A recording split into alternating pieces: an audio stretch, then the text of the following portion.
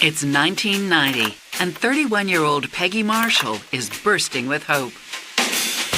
Come on in, Mr. Stone. Peggy is probably the kindest, most generous person that I know. Very gregarious, happy. So let's see what we have here. She just loved life, absolutely loved life. Oh. Armed with a degree in physiotherapy, she starts a geriatric clinic in her adopted hometown of Newport Beach, California. Oh, if you spend half as much time stretching as you do wooing the ladies, you wouldn't be so tight here. She enjoyed working with the elderly. She had a good knack for that, good personality to interact with them. Okay, so sit down. We'll see what I can She do. just loved helping other people. That was kind of her gift in life, and she loved what she was doing. Peggy is passionate about her work, but what she really wants is someone to love. She had dated lots of people, but she was really looking for somebody to settle down with at that point and to build a life with and kind of get out of that dating scene. She gets her wish before long when she spots the man of her dreams. 24-year-old volleyball ace Eric Beckler is a poster boy for Southern California living. He looked like a Newport Beach guy. Muscular, he worked out. Very athletic, perfect physique, perfect brain, perfect everything. He was a good-looking guy, and she noticed that right away. Eric, this is my friend Peggy. Hey, Hi. you play? Well, it depends what you're playing. Oh, I like her. Yeah, I thought you would. So we watched him play volleyball, and, you know, she was really interested in him. Wow.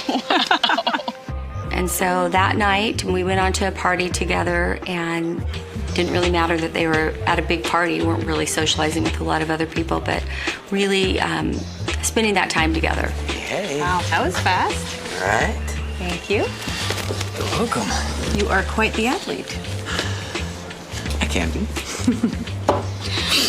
I'm training for the triathlon next month. Have you ever done one of those? Shut up. You serious? Yeah. Okay, we are totally training together. Yeah? Yeah. Okay. No, I'm serious. Like, we're doing this. This is a real thing. All right. I will drink to that. To training. Together.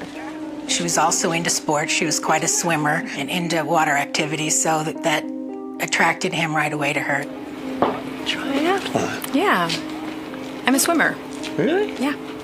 That's like my weakest event. Really? Yeah. I think they found they had a lot in common. But there's more to their budding relationship than sports. Just months after meeting, Peggy moves Eric into her Newport Beach apartment. Eric had basically a pair of volleyball shorts to his name. So he went from nothing to having a stability, a good life, living in a nice area when he met Peggy. Your shorts? You mean this rag? Right. I'm going to use them to wash my car. Million years. Thank you very much. Eric could see that Peggy was very successful, that she had her own business, that she was doing really well. Some men may not like that. Some men may have no problem with that. Peggy and Eric make it work, no matter who wears the shorts. Eric made Peggy feel really desired. She is so into Eric that living together just isn't enough. Peggy hired Eric really quickly. She thought, well, this is one more way that he can spend some time with her. He did the books mostly and helped with little things around the company. Check it out. You just enter your revenues here and your expenses there. I knew there was more to you than just good looks.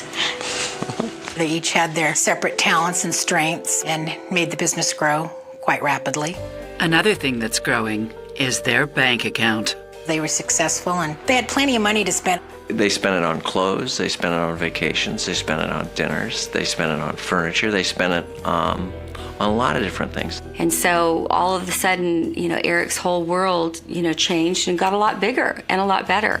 And Peggy even lets him manage some of the money, as if it were his own. They had totally separate accounts and they would split the bills.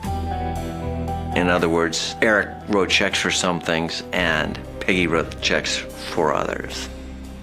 When they get engaged, it's all on her. You like it? I love it. Peggy bought her own engagement ring because Eric didn't have the money. Don't worry, I'll pay you back. Maybe you should buy yourself a new pair of shorts first. Done. Being a big romantic wasn't him, it wasn't his style.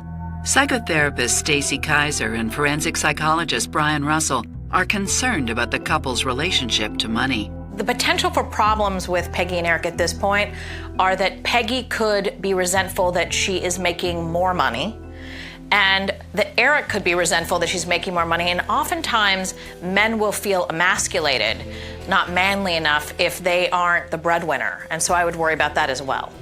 Usually ambitious women like Peggy tend to want a similarly ambitious guy. They tend to not have as much respect for or attraction to a guy who does not also seem to be kind of a go-getter like them.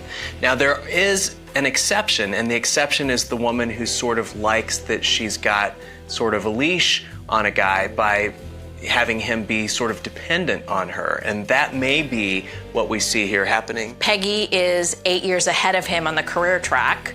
And so it's possible that over time he could step up his game and begin to work more and play less. But so far, Eric isn't really showing me any interest in doing that. That doesn't stop Peggy from having the wedding she's always wanted. They went to Germany and got married in a castle. She wore a beautiful dress. Her whole family went with her, which was very important to her. It was really the wedding of her dreams. And almost right away, Peggy gets pregnant. Much to Eric's relief, having a baby doesn't change their lifestyle too much. They continued to do a lot of all the same things that they did. They would just take her with them whenever they went to the beach. Parenthood suits them so well, they have a second child 1 year later, and soon relocate to a house on scenic Cliff Drive, which they buy for just under $1 million. It overlooked all the bay, so they had a beautiful view. It was a gorgeous home. Peggy and Eric Beckler were the quintessential Newport Beach couple. They really led the life that everyone would want to lead. But it's not all as perfect as it seems. I think it was really hard for Peggy. She didn't get a lot of sleep. It really kind of began to wear on her a bit because she was doing it all, you know.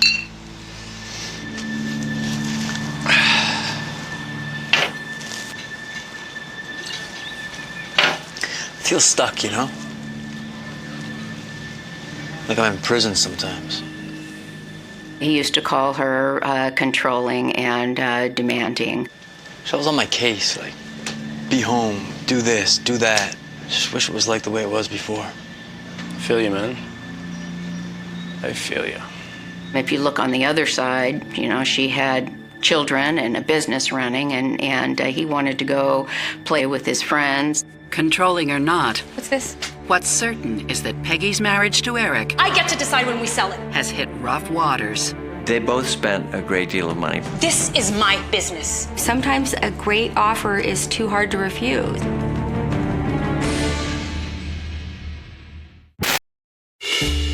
Peggy and Eric Beckler are healthy, wealthy, and good-looking. But while Peggy devotes all of her energy to raising their 2 kids, Eric's preoccupations lie elsewhere.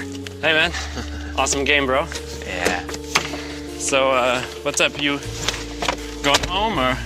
Yeah, Peggy's waiting for me. Eric was just a volleyball player. You know, that's what the life he had, and I think he wanted it back. Anyway, give it right home. Juggling fatherhood with beach life becomes even harder when Peggy gives birth to their 3rd child.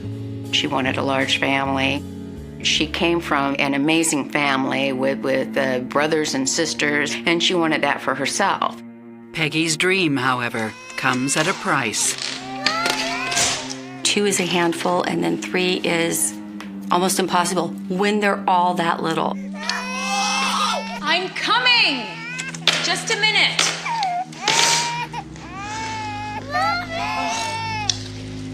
Can you help me, please? Can you just clean this mess? I'll be back. I'm coming! Desperate for a break, the couple attempts to solve the problem by hiring not 1, but 2 nannies. one during the weekdays and one on the weekends. But the extra help at home is all the excuse Eric needs to go out even more. She did the cooking and the cleaning, and she went to work, and she brought home the money. And Eric is happy to spend it. He would leave and go down and play volleyball at the beach for hours, and not come home for 6 hours. Cheers, brother. Cheers. She would call looking for him, and then he wouldn't answer the phone.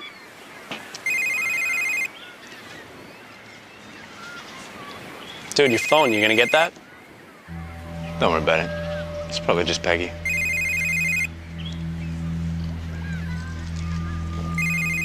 It's a lifestyle that has a high price tag attached. They had, at the time, 2 nannies. They had 3 kids, and they had Porsches, and they lived on a beautiful home in Newport Beach. And I can only imagine what the cost of all of that might be. It's all about Newport Beach, what you have and what you ostentatious, what you can show off. And very few people can maintain that. Hey, hey. What's this?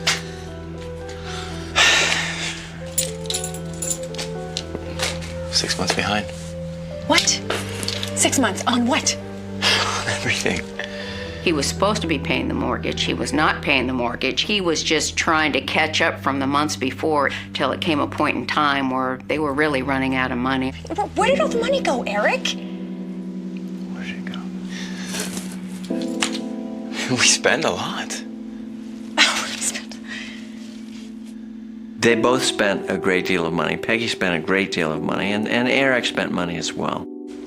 We got this. Okay? We'll get it back. We got this. Yeah. It's like, things are getting a little tight here, and we need to make some adjustments. Just when things are at their worst, Peggy catches a lucky break. Eric and Peggy were approached by another company to buy them out because they were very successful. Peggy was torn by that because it was her baby, her business. I don't know that Peggy wanted to see her company go someplace else. But Eric doesn't see it that way. No, I don't want to talk about it. Would you just listen to reason for 1 second? This is my business, not ours. Basically, he wanted to just get rid of all the issues, all the hassles, and just enjoy the money and not have to work. Get back to work. I think that Eric and Peggy probably disagree about accepting this buyout offer because Eric tends to be more of a short-term gratification guy. Peggy's a little bit more of a long-term, gradual business builder. It may be that Peggy sees the loss of the control of the business as sort of a failure. Career and financial stressors are 2 of the greatest sources of conflict in a marital relationship. So that combination, along with the rest of the stress they have going in their lives, is not going to be good for their relationship. No, I don't want to look at the offer again. I read it. I am not interested. Don't you get it? I get to decide when we sell it. It's not yours. Just leave me alone. Look, I know it's your business, but are you really gonna turn your back on $1 million? Eric, it's just money. I don't care. It's my business. Do you understand? Sometimes a great offer is too hard to refuse. Okay, fine. We will sell the business. Happy? There is a silver lining. So, how's it going? The new buyers wanted them to stay on and run the company, so there was a win-win for everybody. Things are looking up, for a little while anyway. It was supposed to be a special night. I made him dinner and I don't know what else to do. Peg, you're not doing anything wrong. Then where is he? Peggy called me and was crying and upset and, wanted to know why Eric was gone all the time and where was he going. I just want him to come home, I think she had serious questions about if he was cheating. With the marriage in a shambles, Peggy's career also suffers a serious blow. I don't understand.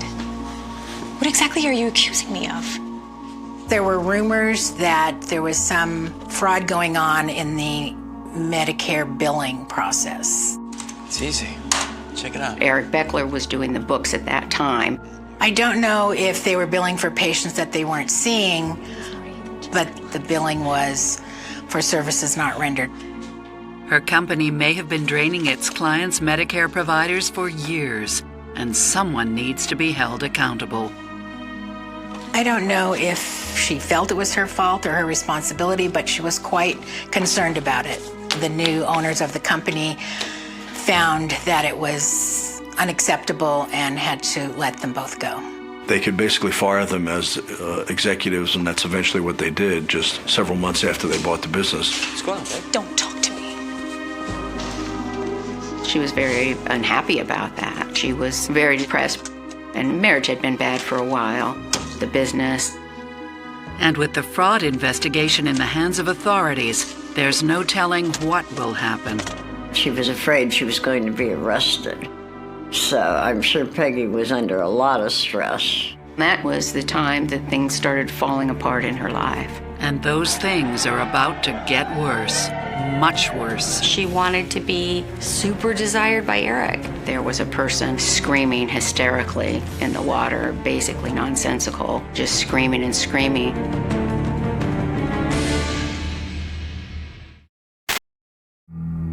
After Peggy and Eric Beckler's company is bought out, Peggy is investigated for fraud.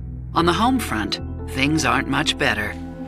She had concerns about their relationship. It wasn't going well. She wanted Eric to love her the way that she loved him. Not today, babe. She wanted Eric to want to spend time with her the way that she wanted to spend time with him. I don't think that he had those same feelings for her. And her MO wasn't to confront, are you having an affair? Are you seeing somebody else? Her whole thing was, if he might be, how can I improve myself so that he won't want to go there? The answer is right under Peggy's nose. She had breast implants. I'm like, Peggy, why? And she just really said, I want to be the best that I can be, because she wanted to be super desired by Eric. It's very difficult to control somebody else's behavior by changing yourself. And I'm worried that she is blaming herself for things that aren't her fault and making major, expensive efforts that are probably futile. If a person wants to cheat, they cheat. It doesn't matter if they have the hottest wife with the best breasts, who's the best mother. If Eric is desiring to be with other women, it has absolutely nothing to do with Peggy in the end. It has to do with Eric and his moral compass. But the implants serve their purpose, and Eric is so thrilled with Peggy's new body that the couple ships the kids off with the nanny and throws a party. I punched her in the face! They were celebrating how happy they were together. They had a party with over 200 guests. If you saw Peggy, she was, happy and gregarious and all of those things. It's the breath of fresh air the couple needs, and Peggy and Eric's second wind is only just beginning. Eric said, I have a babysitter. I'm taking you out to celebrate our anniversary. And she didn't know where she was going. He packed everything, so she had no idea. Today's your day. Come on, let's go. It was a surprise, and I think she was looking forward to getting away. He was taking her to Catalina. They were going to have a fun, romantic getaway out in the water. It's gonna be so much fun! Just the two of them. Peggy probably thought, oh my gosh, Eric's doing something for me, and, we're making progress, and everything's going to be okay. Until tragedy strikes. Hours later, passengers on a yacht spot Peggy and Eric's empty motorboat spinning in circles 4 miles off the shore. And that's not all they see. There was a person and a boogie board screaming hysterically in the water, basically nonsensical, just screaming and screaming, and so they called for the Coast Guard. It's Eric, and he has quite a story to tell. While they were out in the boat, he said they had drank margaritas. We had a couple of drinks. We had sex twice. That was good.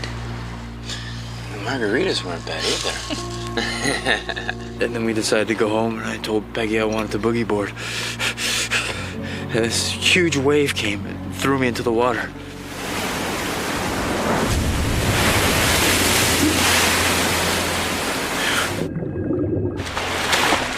When I came to the surface, I couldn't see Peggy in the boat anymore. I figured she just got knocked into the water also. Peggy, where are you? I just stayed there, hoping she'd surface. She didn't. The boat was just going off on its own. I just kept shouting out her name, but I didn't hear anything. I couldn't just leave her. So I stayed there. Peggy! An hour and a half waiting. That's when the boat showed up. The news hits Peggy's friends and family hard. Okay, I'll call you back. A friend of mine called me very early and said, Glenda, have you read the newspaper? And I said, no. And she said, Peggy's missing. And there was an article in the paper that said that, Peggy was missing and fallen off a boat. There is hope.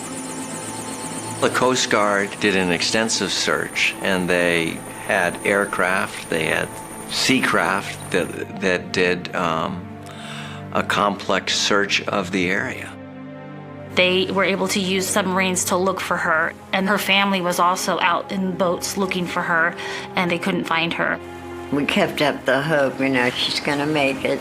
And after about 3 days, I was starting to be really concerned. After searching for Peggy for 5 days, the Coast Guard calls off the search. They can only assume the worst. Peggy is gone. With no body to bury, a memorial is held a few days later. Soon after, Peggy's parents take the kids in. The search may be over, but the investigation is not. Something about Eric's story doesn't ring true. The ocean was not choppy on that date. The ocean was very calm, in fact. She was such a strong swimmer, and I thought there was no way that Peggy could have drowned. Absolutely no way. So based on that, they contacted the Sheriff's Department's Homicide Division, and then we started looking into the incident. It's like I told the Coast Guard, that wave must have just knocked her off, And now my kids, we're all alone without her. His grief seemed genuine. I'm sorry for your loss, Mr. Beckler. Really, I am. He was saying all the right things, but it didn't make sense that his wife would disappear in the water. It was a very calm day. At the same time, a theory begins floating around Newport Beach that Peggy faked her own death. The rumor was that she was afraid she was going to go to federal prison for fraud and is living somewhere in the Caribbean having nice drinks or something. So, is Peggy on the run? The investigation was serious, and the consequences could have been very severe. She disappeared and went to Europe.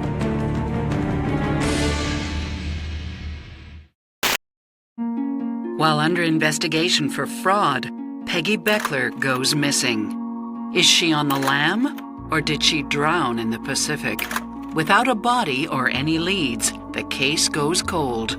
I had no idea what happened to Peggy. Absolutely none. Embarrassing her family would be awful to Peggy. People may go to prison for 10 or 15 years for the nature of the fraud that was involved.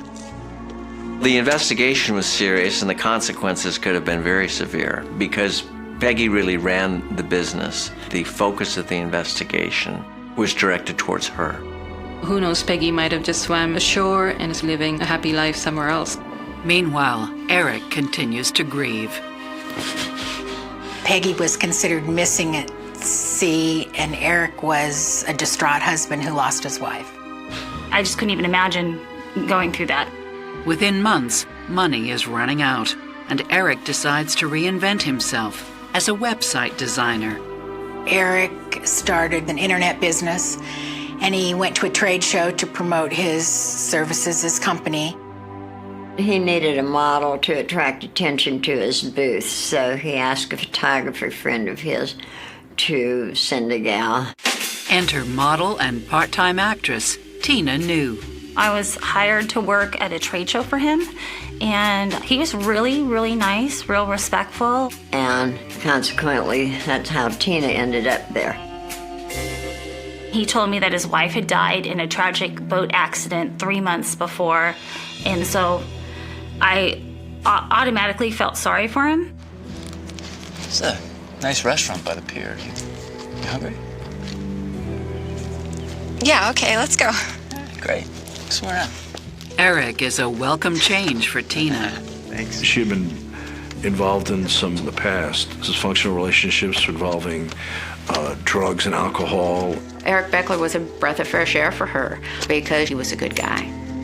But is Tina the right girl for Eric? Tina New did have a past. She was convicted of a fraud, and she did have some past run-ins with the law. When I met Eric, I had just started using drugs, and I checked myself into a detox place and I said, I need to go get help. You know, I'm gonna fix my life. And my car's in the shop because I got in a car accident. My electricity is shut off. My pager goes off, and it's this job to work for Eric. So he was just my hero. And, you know, he and I were together from that point on. Like in a symphony.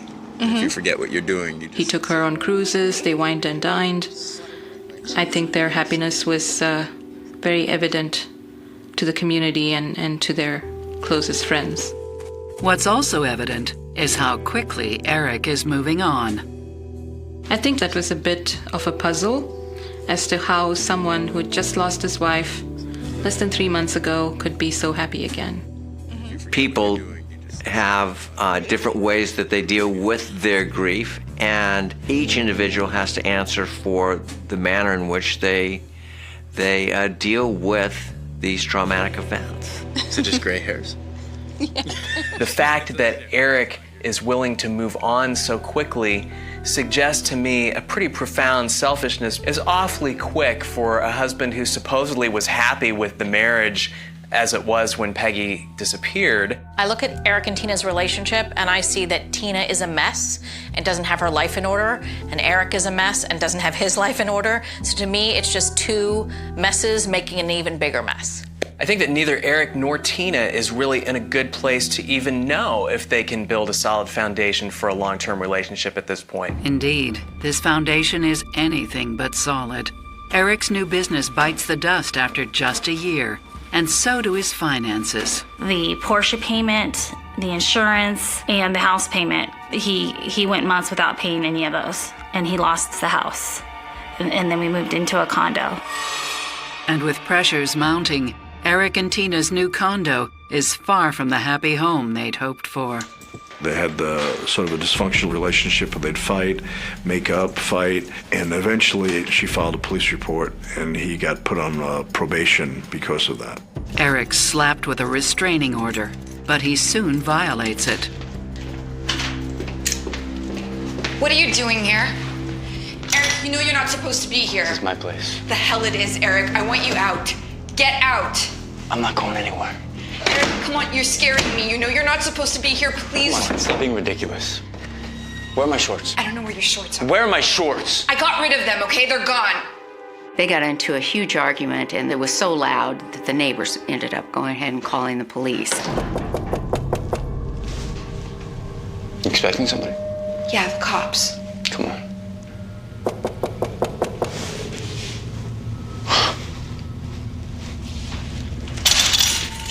You watch yourself, bitch. He did not want to be caught there because of the restraining orders, so he took off. Hi, detective. Come on in. Early on, I had given Tina a business card. Okay, look, I've got something to tell you about Eric. Something nobody else knows. And that's when we started really working with Tina. Okay, so this is what happened. We were out clubbing one night, and Eric's buddy brought over some ex. And when we got home, we were both still really high, and I turned to Eric, like out of the blue, like something hit me, and I said, "You killed her." Why would you say that? I know. I think a part of me has always known. To this day, I don't know why I said what I said, because I said, oh my God, you hit her over the head. Tina's story to police is that Eric is responsible for Peggy's death. And he used the party they threw as an elaborate ruse so he could kill her. He planned this big party 2 days before so everybody could see how happy they were and how good they were getting along. He and Peggy were out taking the boating trip on their anniversary, and they had a couple of drinks, and they had sex a couple of times. And moments later, Eric sneaks up to her and kills her. And so I'm sitting there laying next to him going, oh my God, oh my God, oh my God. But there's a problem with Tina's admission. What Eric told you isn't enough to put him away. They were taking drugs which are mind-altering. So that played a very large part in this alleged confession and makes it very unreliable. Since it's all hearsay, Detective Murphy needs more from Tina than Eric's drug-addled confession. Listen to me. I need you to help us. Peggy needs you. Tina agreed to be an informant for the sheriff's department. But nobody's prepared for what Tina's about to find out. How do I know you're not going to hurt me? He thought that would excite her.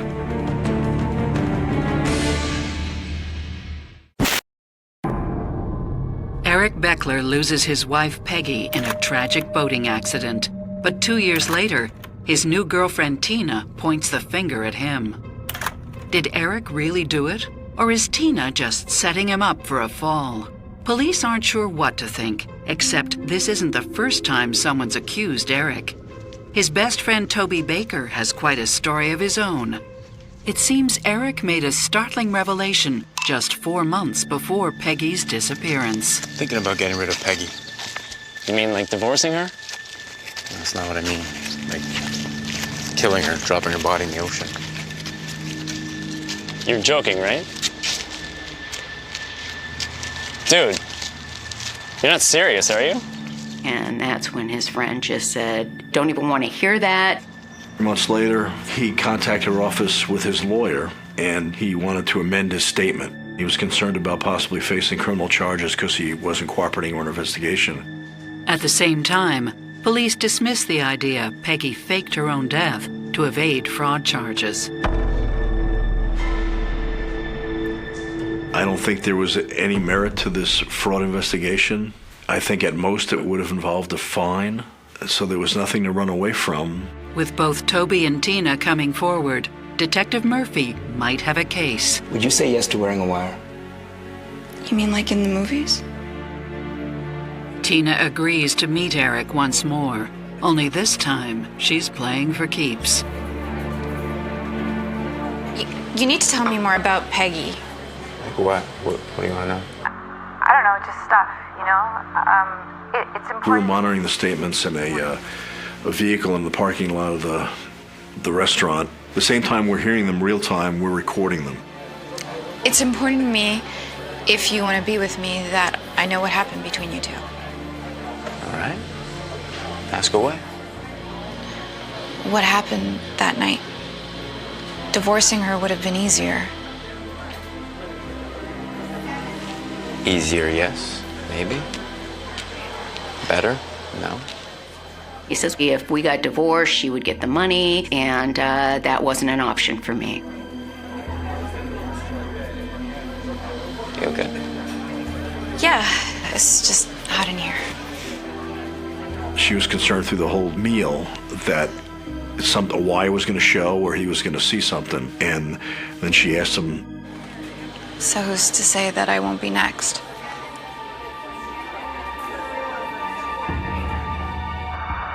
won't be a next time. I swear. And he said, Tina, I promise I will never do anything like that ever again, is what he said. Ever again is tantamount to a confession. And that's when the cops know they have their man. we knew that the DA would file charges based on that. Okay. So a toast to us. But arresting Eric is easier said than done. The plan was I was supposed to drop off Eric, but the problem is, since I was drinking, Eric says, "You've been drinking, let me drive," and he takes my car keys and he takes control of the car. And he starts driving me on a freeway, and I have no idea where I'm going.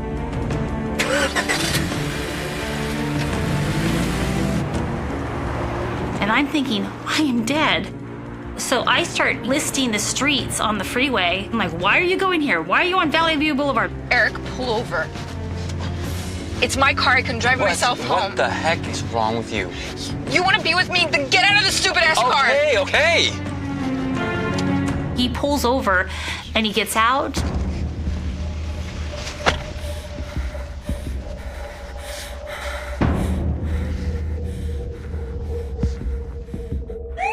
After they left the restaurant, we ended up following them, and when they separated, we ended up arresting Eric. Eric Beckler, you're under arrest for the murder of your wife, Peggy. Are you serious? Really?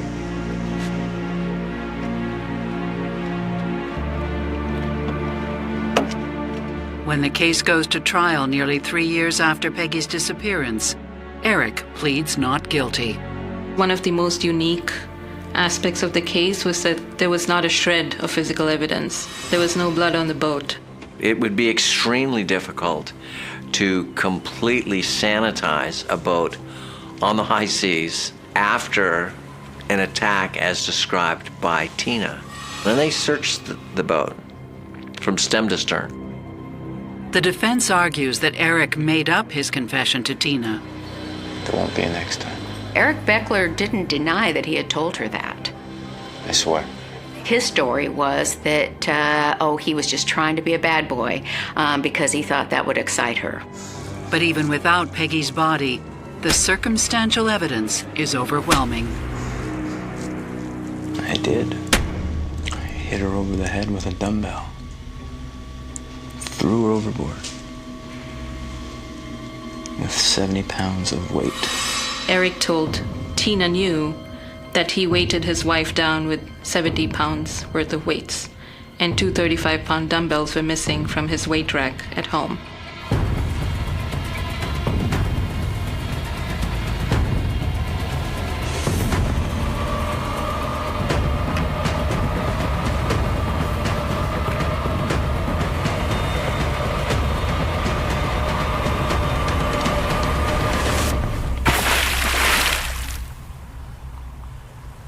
And this was not in the area that the Harbor Patrol was looking.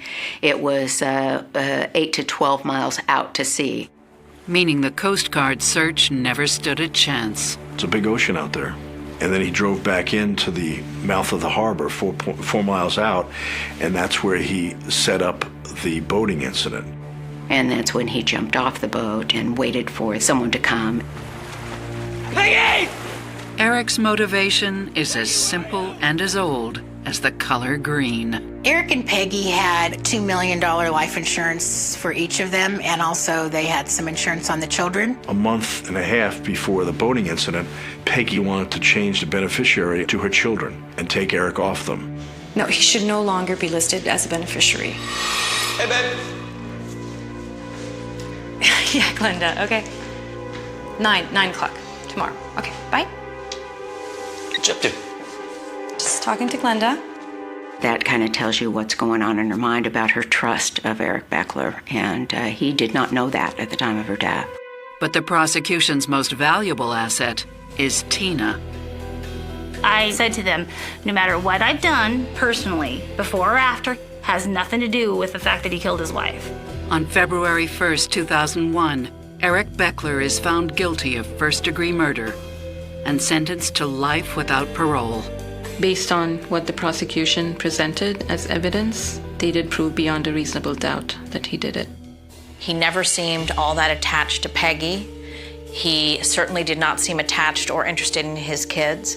And it is that lack of attachment that enabled him to go and kill her because he doesn't have a regard for her. The extreme escalation of that self-centered hedonism that we saw in Eric back when he met Peggy is the kind of self-centered hedonism that can make a murderer. Eric's sentence is a mixed blessing. Certainly there was that feeling of relief and being ecstatic, but there's also this devastating feeling, that makes it so final and so real. I believe that based on his sentence, he's likely to die in prison. I know my son, and he's not capable of doing a crime like that. He's not that type of person. It definitely goes through your mind, what happened out there. Only one of them is here to tell the story. Although Eric's conviction is justice to some, Peggy's body remains in its watery grave. She's not coming back. I don't have a best friend. Peggy's mom doesn't have her daughter. And so it's sad. The vast expanse of the South Pacific Ocean harbors thousands of islands, many of which exist in the collective imagination as idyllic sanctuaries, far removed from the grinding machinery and the often violent realities of the modern, continental world. American Samoa, a small, unincorporated territory of the United States, is one such place. Nestled deep in the heart of Polynesia, it is an archipelago characterized by its rugged volcanic peaks, dense tropical rainforests, and a deep-rooted, traditional way of life known as Fa Samoa. In a community numbering only in the tens of thousands, the concept of anonymity is virtually non-existent. It is a society woven tightly together by intricate webs of extended families, shared histories, and profound mutual reliance. Here, in the capital of Pago Pago, set against one of the deepest and most visually stunning natural harbors in the world. The rhythm of daily life is dictated not by the frenetic pace of a metropolis, but by the steady pull of the tides and the enduring bonds of kinship. In such a deeply interconnected and geographically isolated environment, the illusion of absolute safety is not merely a comforting thought. It is a foundational pillar of the community's psyche. Crime, when it occurs, is typically minor, personal, and easily understood within the context of local disputes or youthful indiscretions.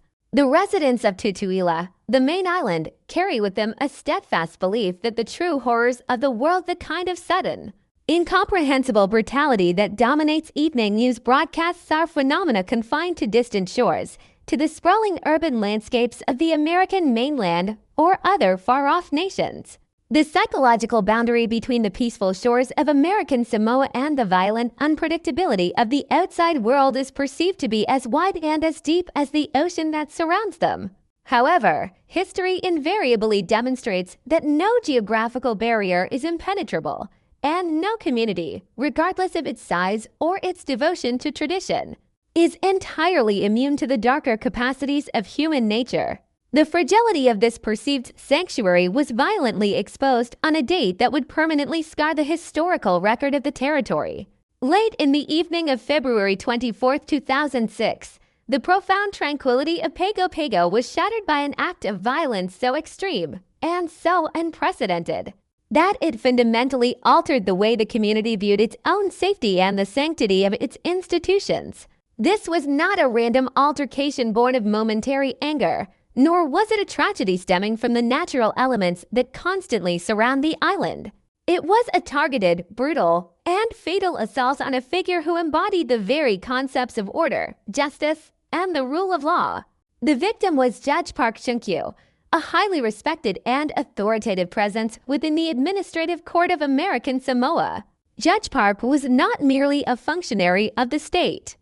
He was a prominent, distinguished, and highly visible member of the local Korean community, representing a bridge between different cultures within the small island demographic. His position demanded respect, and his life was deeply embedded in the civic and social fabric of the territory. The judicial system, particularly in a small jurisdiction, relies heavily on an unspoken, foundational covenant, those who sit in judgment, who navigate the complex and often contentious disputes of the community, must be afforded a mantle of absolute protection. The idea that a sitting judge could be targeted for murder was a concept so foreign to the residents of American Samoa that it defied immediate comprehension. It was a transgression that crossed an invisible but fiercely guarded line, signaling a breakdown of the deepest societal norms. The setting for this unprecedented act of violence stood in stark contrast to the gravity of the crime. The incident did not unfold in the quiet, imposing halls of a courthouse, nor in the secluded privacy of a residential neighborhood. Instead, the final moments of Judge Park's life played out in the mundane, dimly lit confines of a parking lot situated behind Tran's nightclub. At the time, Tran's was a well-known and relatively popular entertainment venue in Pago Pago, a place associated with leisure, music, and socializing. The area behind the establishment, like most parking lots at night, was a transitional space, a quiet zone separating the vibrant energy of the club from the stillness of the sleeping island. It was within this shadowed, liminal space that a horrific and irreversible sequence of events was set into motion. As Judge Park made his way across the asphalt toward his parked vehicle, likely anticipating the short journey home after an evening out, the illusion of the island's impenetrable safety was violently dismantled. The attack was characterized by an element of total surprise and an overwhelming, immediate application of lethal force. There was no forewarning, no escalating argument that might have drawn the attention of bystanders or offered an opportunity for intervention.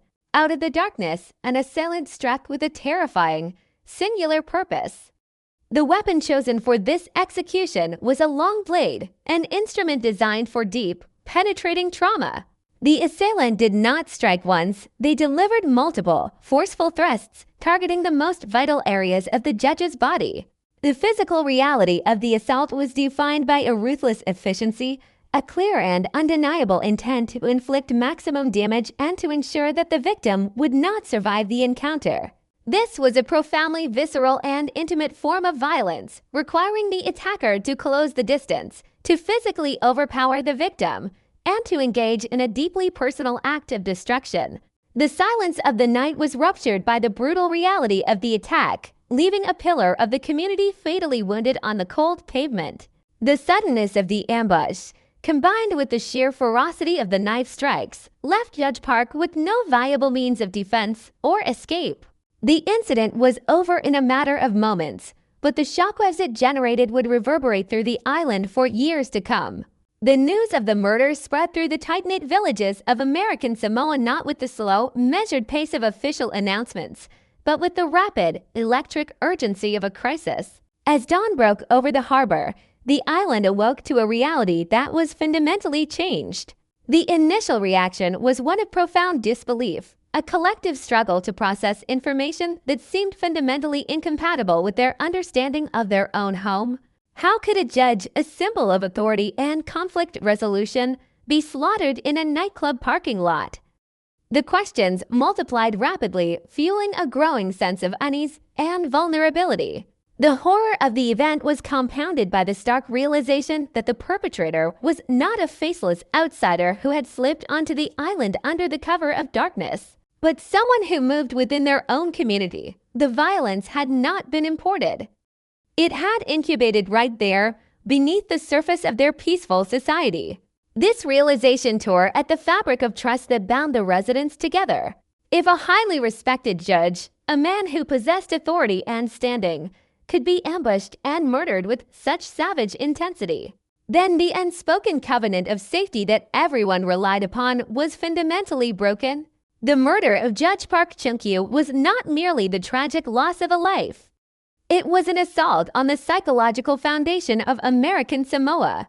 It introduced a chilling new paradigm to the territory, forcing its people to confront the terrifying reality that the darkest impulses of humanity could manifest themselves even in the most seemingly idyllic of places, and that the protective embrace of the ocean was not enough to keep the shadows at bay.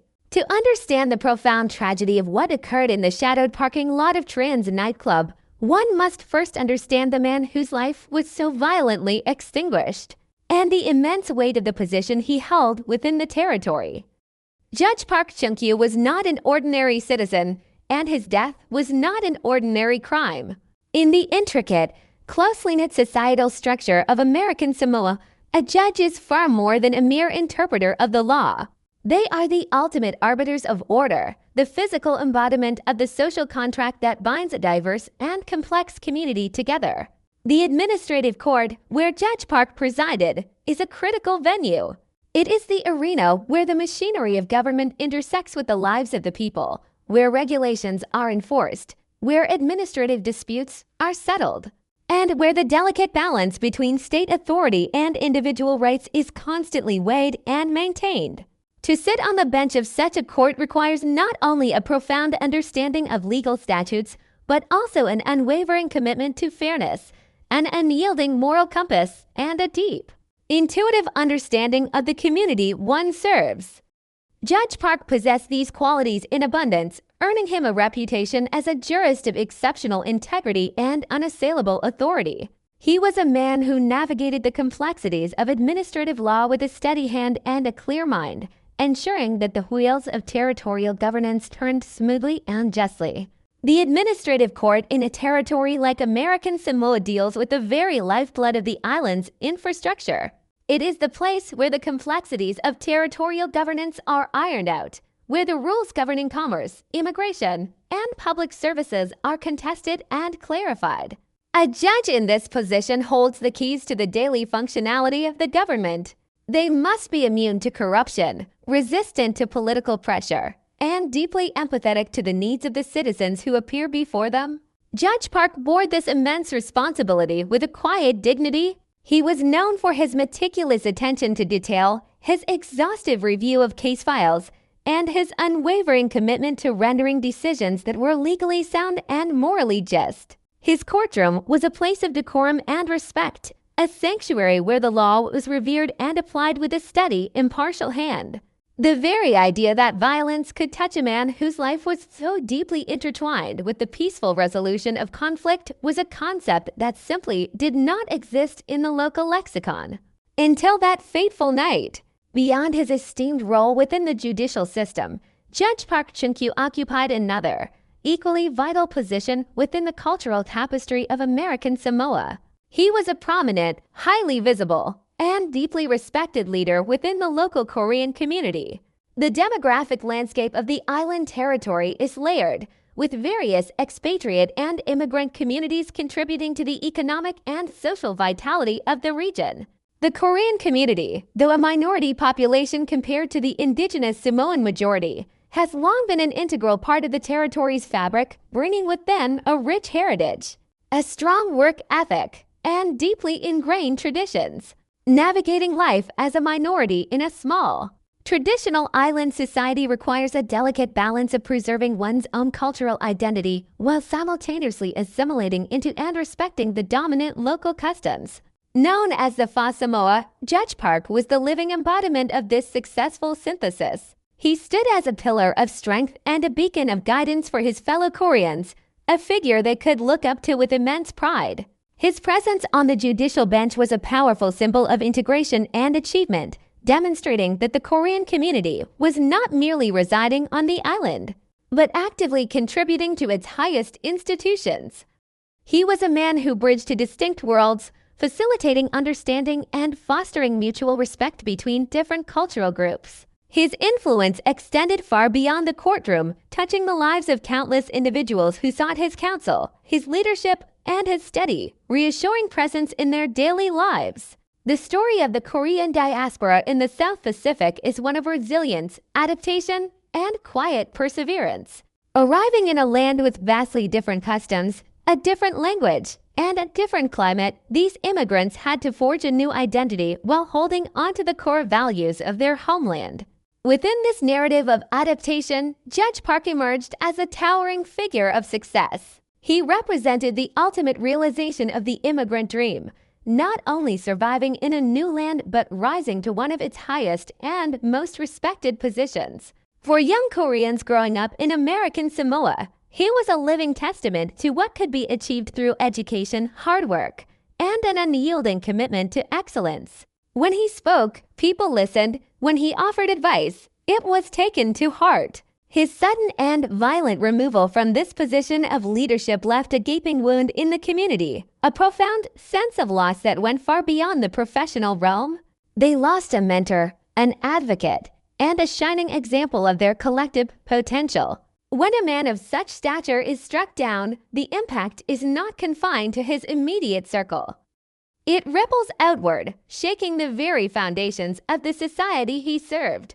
The murder of a sitting judge is a terrifying anomaly, an event so rare and so profoundly transgressive that it defies the established parameters of societal behavior. In the entire history of American Samoa, the assassination of a high-ranking judicial official was an unprecedented nightmare. It was a scenario that law enforcement, political leaders, and the general public simply had not considered a realistic possibility within their borders. The judicial system is built upon an implicit guarantee of safety for those who administer the law. Judges must be free to make difficult, sometimes unpopular decisions without the paralyzing fear of violent retribution. They are the protected guardians of a civilized society. Therefore, the brutal attack on Judge Park was not just an act of violence against a single human being. It was a direct, calculated assault on the institution of justice itself. It was a stark declaration that the protective aura surrounding the territory's most respected figures had been shattered. The psychological shockwave that followed this realization was immediate and devastating. It plunged the entire political and security apparatus of American Samoa into a state of profound crisis, forcing them to confront a terrifying new reality where the lines of safety had been violently redrawn. The concept of the unprecedented is often overused, but in the case of Judge Park's murder, it is the only accurate description. Societies build their daily routines around a set of invisible, assumed protections. We assume that certain people, by virtue of their office and the respect they command, are inherently safe from random, brutal violence. In a small island territory where familial ties interlock and community surveillance is naturally high, this assumption of safety is magnified. Everyone knows everyone, and the social cost of violent crime is impossibly steep. Therefore, when an attacker deliberately targets a figure of such high standing, they are not just breaking the law. They are actively declaring war on the foundational principles of the community. They are sending a terrifying message that no one, absolutely no one, is safe. This was the dark, chilling realization that crept into the minds of the residents of Pago Pago in the hours and days following the murder. The psychological toll of this realization was immeasurable, breeding a quiet paranoia that seeped into the very soil of the island, forever altering the way people looked at their neighbors and the shadowed corners of their usually peaceful towns. The dissonance between Judge Park's distinguished life and the sordid nature of his death adds a layer of profound tragedy to the narrative. Here was a man who spent his days in the sterile, brightly lit, and highly structured environment of a courtroom, surrounded by the solemn rituals of the law. His professional life was defined by reason, evidence, procedure, and the pursuit of truth. Yet, his final moments were consumed by the exact opposite: chaos, darkness, irrationality, and raw, unfiltered brutality. The parking lot behind Trans nightclub, a place meant for the transient passage of revelers seeking an evening of escape, became the stage for a grim and permanent silencing. It is this stark juxtaposition that makes the story of Judge Park Chung-kyu so incredibly difficult to process. The community had to reconcile the image of the dignified jurist in his judicial robes with the horrific reality of a man bleeding out on the cold asphalt under the indifferent glow of streetlights. This brutal contrast highlighted the inherent vulnerability of even the most powerful individuals when confronted by sudden, determined malice. The realization that a lifetime of honorable service, of building bridges and upholding the law, could be erased in a matter of seconds by the thrust of a blade left an indelible scar on the collective conscience of the island. The immediate aftermath of the realization of who the victim was sent the territory's leadership into a frantic reevaluation of everything they thought they knew about their homeland. The political stability of a small territory relies heavily on the perceived safety and authority of its leaders. When Judge Park was identified as the victim of this savage attack, a profound sense of vulnerability washed over every official in Pago Pago. The police force, accustomed to dealing with a relatively manageable scale of local disputes, suddenly found themselves staring into the abyss of a high-profile assassination. The security protocols that had been considered adequate for decades were instantly exposed as woefully insufficient. The death of Judge Park served as a grim and terrifying wake-up call, a bloody testament to the fact that the territory was not immune to the kind of targeted, high-stakes violence that plagues larger, more volatile societies. The shock of his murder paralyzed the community, not just with grief for the loss of a good and respected man, but with a deep, existential dread about what this act meant for their future. It forced a painful loss of innocence, a harsh realization that the idyllic isolation of the South Pacific could not protect them from the darkest shadows of the human condition. As we prepare to delve into the harrowing specifics of that fateful night and the relentless investigation that followed, it is absolutely crucial to keep the image of Judge Park Chung-kyu at the forefront of our minds. We must remember him not merely as a victim, not just as a name attached to a tragic headline, but as a fully realized human being who contributed immensely to the world around him. He was a man who dedicated his intellect and his energy to the betterment of American Samoa. He was a beacon of hope and a source of immense pride for the Korean community. He was a symbol of justice, fairness, and the enduring power of the rule of law. The profound tragedy of his story lies not just in the sheer brutality of his end, but in the immense void his absence created. By understanding the depth of his character, the significance of his position, and the respect he commanded, we can begin to truly comprehend the magnitude of the crime that was committed on February 24, 2006. His death was a theft of violent stealing of a life that held immense value, leaving behind a shattered community that would spend years trying to rebuild the sense of security and trust that was destroyed in that dark, unforgiving parking lot. The story of Judge Park Chung-kyu is a sobering reminder of the fragility of peace and the devastating impact that a single act of profound malice can have on an entire society. The date was February 24, 2006, a Friday evening that gradually transitioned into the late, shadowed hours of the night. In the tropical environment of American Samoa, the nights carry a distinct atmosphere.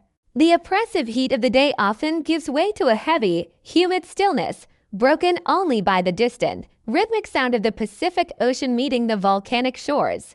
The island of Tutuila, for all its daytime vibrancy, tends to quiet down significantly as midnight approaches. The bustling activities of commerce and government recede, leaving the streets largely empty and the villages wrapped in darkness. It is an environment that naturally fosters a sense of isolation, but for the residents who have spent their lives within this deeply familiar landscape, that isolation is equated with peace and absolute security.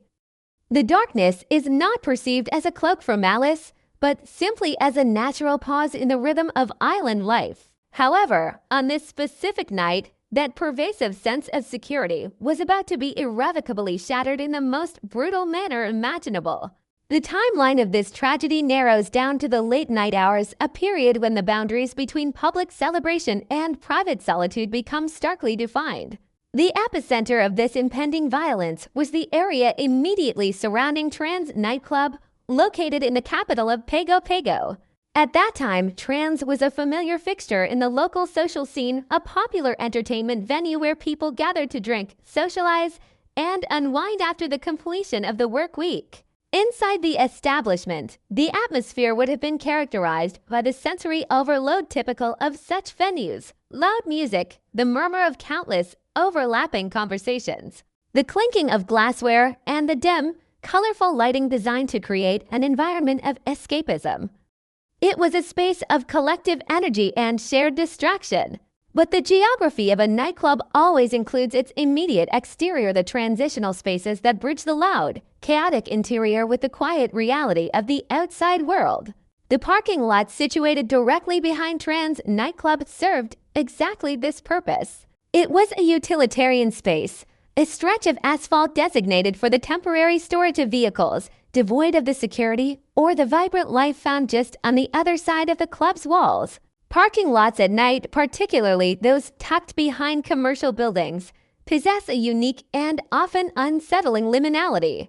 They are poorly lit, filled with the visual obstructions of parked cars, and entirely isolated from the protective gaze of the public. When an individual steps out of a crowded venue and into the darkened expanse of a rear parking lot, they experience a sudden and dramatic shift in their environment. The noise of the crowd is replaced by an eerie silence, and the safety of numbers is instantly replaced by solitary vulnerability. It was into this specific, shadowed environment that Judge Park Chung-kyu walked on the late night of February 24th. He was undertaking an action so profoundly mundane that it is performed by millions of people every single night without a second thought. He was simply walking to his parked car. He was navigating the brief, unremarkable journey between the end of an evening out and the beginning of his drive home. Given the deeply ingrained perception of safety in American Samoa, it is a certainty that Judge Park was entirely unburdened by any apprehension as he crossed the asphalt. He was a man of high standing, moving through his own community, in a territory where the murder of a public official was an unthinkable concept. There would have been no reason for him to constantly skim the shadows, no instinct to check his periphery for a lurking threat. His mind was likely occupied with the events of the evening, the legal complexities of his upcoming docket, or simply the anticipation of returning to the comfort of his own home. This psychological state of complete ease is a crucial element in understanding the terrifying nature of what occurred next. The attacker relied entirely on this vulnerability. The subsequent violence was not preceded by a warning, a shouted threat, or an escalating physical altercation that might have afforded the judge a fleeting moment to brace himself or to attempt an escape. The assault was initiated with an element of total, paralyzing surprise. Out of the darkness of the parking lot, an assailant closed the distance between them with terrifying speed and absolute silence. The disruption of the peaceful night was instantaneous. One moment, Judge Park was a solitary figure walking toward his vehicle. The next, he was fighting for his life against an overwhelming, unseen force. The weapon chosen for this attack speaks volumes about the predetermined nature of the violence. The attacker did not use bare hands, a blunt object found at the scene, or a small pocket knife. According to the subsequent medical and investigative reports, the assailant wielded a long knife. A blade of this description is not a tool designed for intimidation or casual injury. It is an instrument specifically designed to inflict catastrophic, deep tissue trauma.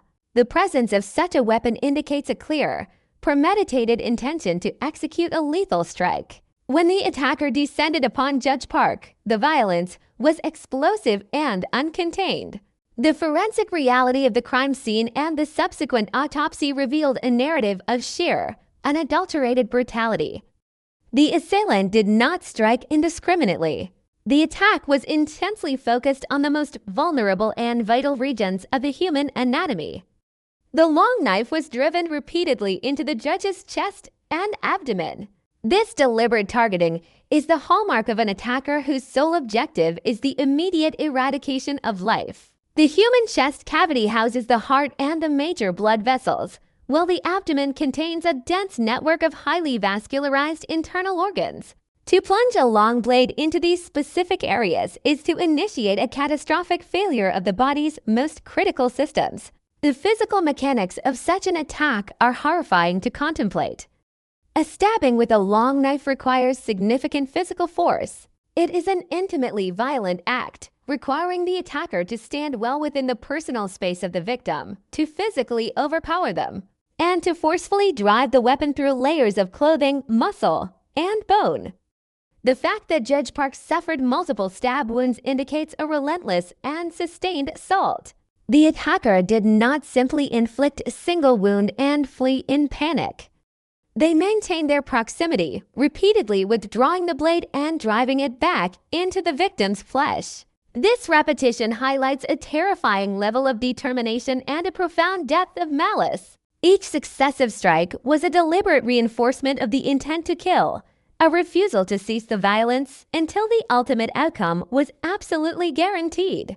In the sudden chaos of the ambush, Judge Park would have been utterly defenseless. The sheer suddenness of the attack, combined with the immediate and agonizing pain of the initial wounds, would have triggered a state of massive physiological shock. There was no opportunity to employ defensive tactics, no chance to disarm the assailant, and no possibility of outrunning a threat that was already upon him. He was trapped in the shadowed confines of the parking lot, subjected to a barrage of lethal force that he could neither anticipate nor repel. The brutality of the assault was absolute, leaving the distinguished jurist physically dismantled on the cold, unforgiving surface of the asphalt. Among the multiple, devastating wounds inflicted during this rapid sequence of violence, there was a fatal blow that definitively sealed the judge's fate. The autopsy reports confirmed that one or more of the deep thrusts into his torso severed critical vascular structures. When major arteries or the heart itself are compromised by a deep, penetrating laceration, the physiological response is immediate and catastrophic. The body experiences acute blood loss, a condition known medically as rapid exsanguination. The circulatory system, designed to maintain a pressurized flow of oxygenated blood to the brain and other vital organs, instantly loses its integrity. As a massive volume of blood escapes the vascular system and floods the internal cavities or spills onto the ground, blood pressure plummets to critical levels in a matter of seconds. The human body cannot sustain this level of acute trauma. The brain, suddenly deprived of oxygen and blood pressure, ceases to function. The mechanical reality of this specific type of wound dictates that the victim does not linger, does not slowly fade away, and cannot physically remain upright. The sudden, catastrophic loss of blood volume caused Judge Park to collapse instantly. His legs would have given way beneath him, unable to support his weight as his nervous system shut down in the face of overwhelming systemic failure.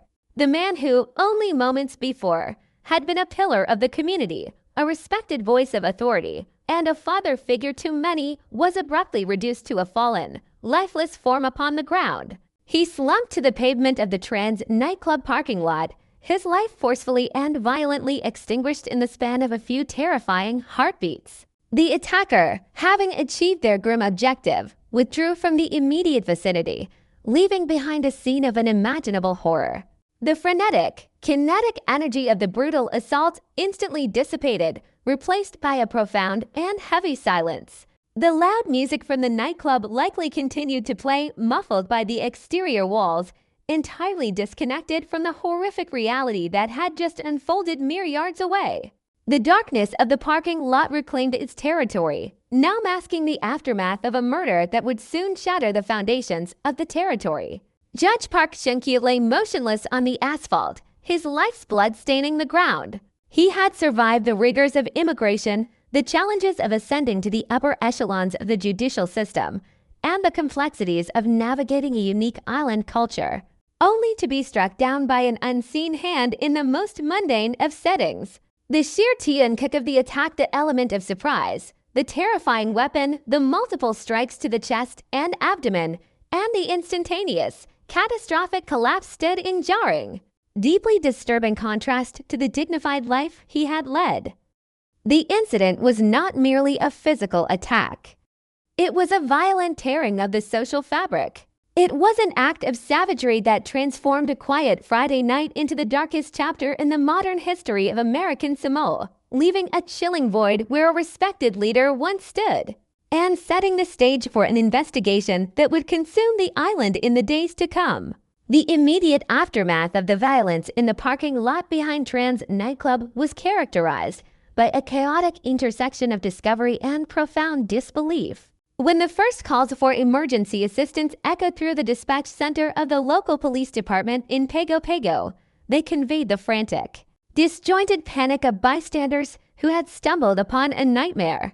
The transition from the thumping bass and neon lights of a Friday night to the harsh, unforgiving glare of police cruisers pulling into the darkened asphalt was jarring. As the first responding officers arrived on the scene, they were met with a grim reality that immediately elevated the situation from a standard late-night disturbance to a crisis of unparalleled magnitude. They found a man critically wounded, lying in a rapidly expanding pool of his own blood. The initial moments of securing any crime scene are always fraught with tension, a desperate race to preserve the integrity of the area while simultaneously attempting to administer whatever life-saving measures might still be possible. However, given the catastrophic nature of the wounds inflicted by the long knife, it quickly became tragically apparent that medical intervention would be futile. The primary objective shifted swiftly and grimly from rescue to the meticulous documentation of a homicide. The flashing red and blue lights illuminated the grim tableau, casting long, erratic shadows across the faces of the gathering crowd of onlookers who had spilled out from the nightclub. Their expressions morphing from alcohol-fueled revelry to sheer, unadulterated horror. The true weight of the situation descended upon the investigative team the moment the victim was positively identified. In a jurisdiction like American Samoa, where law enforcement officers intimately know the community they serve, recognizing the face of Judge Park Chung-kyu on the blood-stained pavement must have felt like a physical blow. The sudden realization that the territory's highest echelons of justice had been breached and violently assaulted sent immediate shockwaves through the chain of command. This was not a gang-related skirmish or a domestic dispute that had tragically escalated out of control. This was the deliberate slaughter of a sitting judge, a figure of authority, stability, and immense public respect. The pressure placed upon the local police force in that exact moment was immeasurable. They were suddenly thrust onto a stage they had never anticipated occupying, tasked with solving a crime that threatened to destabilize the very foundation of the island's social order. The investigation had to be flawless. Every piece of evidence, every photograph taken, every measurement recorded had to be executed with a precision that left no room for error or defense attorney exploitation. The island territory, unaccustomed to the intense scrutiny of a high-profile political assassination, suddenly had to mobilize its resources to conduct an investigation that would inevitably be scrutinized by the highest levels of government both locally and, potentially, on the federal mainland. As detectives began the arduous process of processing the crime scene, their first critical task was to interpret the narrative left behind by the physical evidence and determine the underlying motive for the savagery. In many late-night parking lot homicides, the most immediate and statistically probable assumption is a robbery gone wrong. An opportunistic predator spots a solitary figure, a struggle ensues over a wallet or a watch, and lethal force is applied in a moment of panic. However, the seasoned investigators analyzing the scene behind Tran's nightclub quickly and decisively ruled out this theory. The ferocity of the attack simply did not align with the mechanics of a common mugging. A robber seeks compliance and quick acquisition of valuables. They do not typically unleash a barrage of deep, penetrating knife thrusts into the chest and abdomen of a compliant or defenseless target unless the destruction of the victim is the primary goal. Furthermore, the undisturbed nature of the victim's personal effects pointed definitively away from financial gain. This was an execution, plain and simple. The violence was targeted, sustained, and deeply personal.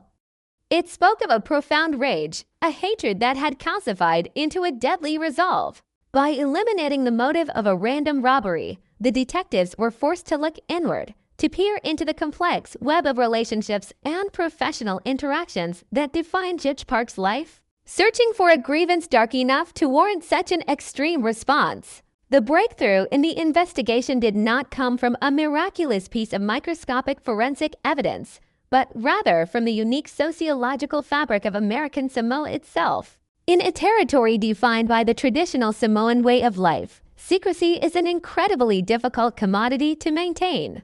It is a culture built upon deep familial interconnectedness, communal living, and a robust oral tradition where news and observations travel with astonishing speed. The protective anonymity that a killer might rely upon in a sprawling, indifferent metropolis simply does not exist on the island of Tutuila. Someone always sees something, and someone always knows something. The parking lot of a popular nightclub, even in its darker corners, is rarely devoid of wandering eyes. As the initial shock wore off and the gravity of the judge's murder settled over the community, the deeply ingrained sense of civic duty and the collective outrage over the violation of their peaceful sanctuary began to override the natural fear of stepping forward. Witnesses who had been in the vicinity of the nightclub that evening began to speak with law enforcement. They provided fragments of observation, a figure moving hurriedly through the shadows, a fleeting glimpse of a face, a description of physical stature and clothing, and the chaotic sounds of the brief, fatal struggle. Piece by piece, these witness accounts were corroborated and synthesized by the investigative team, weaving a net that steadily tightened around a specific individual. The name that emerged from the whispers and the official statements was Taya Fatupaya, commonly known within the community as Junior. The identification of a suspect is always a pivotal moment in any homicide investigation. But the emergence of his name shifted the trajectory of the case from a terrifying mystery to a focused pursuit. Detectives cross-referenced the physical descriptions provided by the brave witnesses with his known profile. They began to retrace his movements on the night of February 24th, looking for the crucial intersections between his timeline and the tragic final moments of Judge Park. In a small island community, tracking an individual's movements is heavily reliant on interpersonal inquiries, asking questions at local establishments, and connecting the dots provided by a highly observant populace.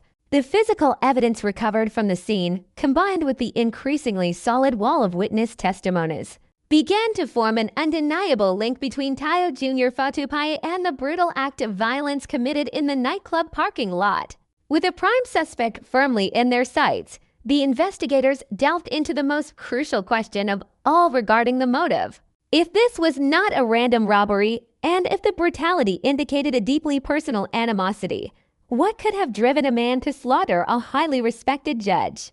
The detectives began to meticulously peel back the layers of the suspect's life, examining his history, his associations, and any potential intersections with the administrative court or Judge Park himself. What they uncovered was a narrative of simmering resentment, a long-standing personal conflict that had festered in the shadows, while the rest of the island went about its peaceful existence. The exact nature of this grievance, the specific details of the perceived slight or legal dispute that ignited such a profound hatred, became the focal point of the prosecution's building case. It highlighted a terrifying reality that the machinery of justice, even when operated by a man of unimpeachable integrity, can generate deeply personal enemies. Decisions made from the bench, administrative rulings that affect livelihoods or personal standing, can sometimes trigger a pathological obsession in the minds of those who feel wronged. For the attacker, whatever this long-standing issue entailed, it had mutated from a manageable grievance into a toxic, all-consuming rationale for murder. The culmination of this rapid, intense, and heavily scrutinized investigation was the swift apprehension of Taya Jr. Fatupaya. Armed with the corroborating statements of multiple witnesses, the logical deduction that eliminated alternative motives, and the physical evidence tying the suspect to the location of the crime, law enforcement moved decisively. The arrest was not a prolonged, dramatic standoff, but rather the inevitable conclusion of an investigation that had efficiently leveraged the close-knit nature of the island community against the perpetrator.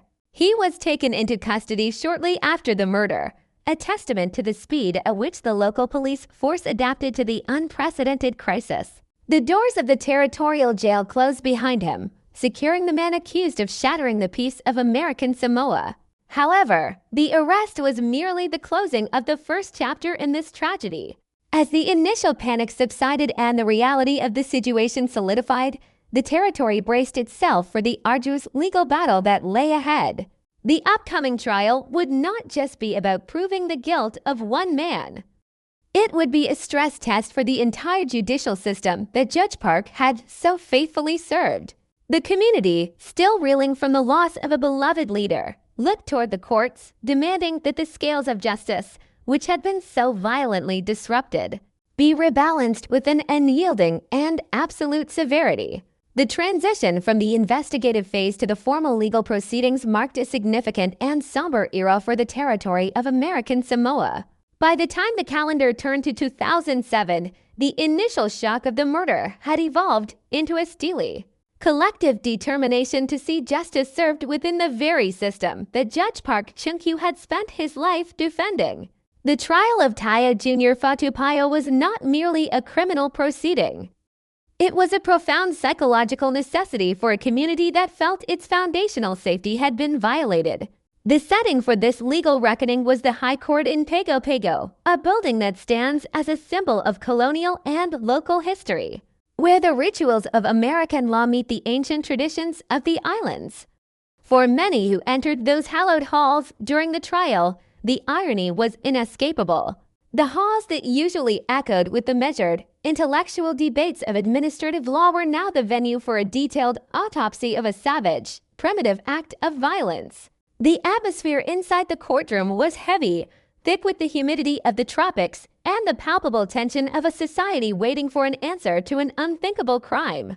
The legal strategy employed by the prosecution was built upon a foundation of meticulous preparation and a refusal to let the gravity of the victim's status overshadow the cold, hard facts of the case. They understood that to secure a conviction for murder in the first degree, they had to go beyond proving that Fatupayo was the one who held the knife. They had to demonstrate a level of premeditation and a specific, lethal intent that aligned with the highest level of criminal culpability. This meant reconstructing the night of February 24th with clinical precision.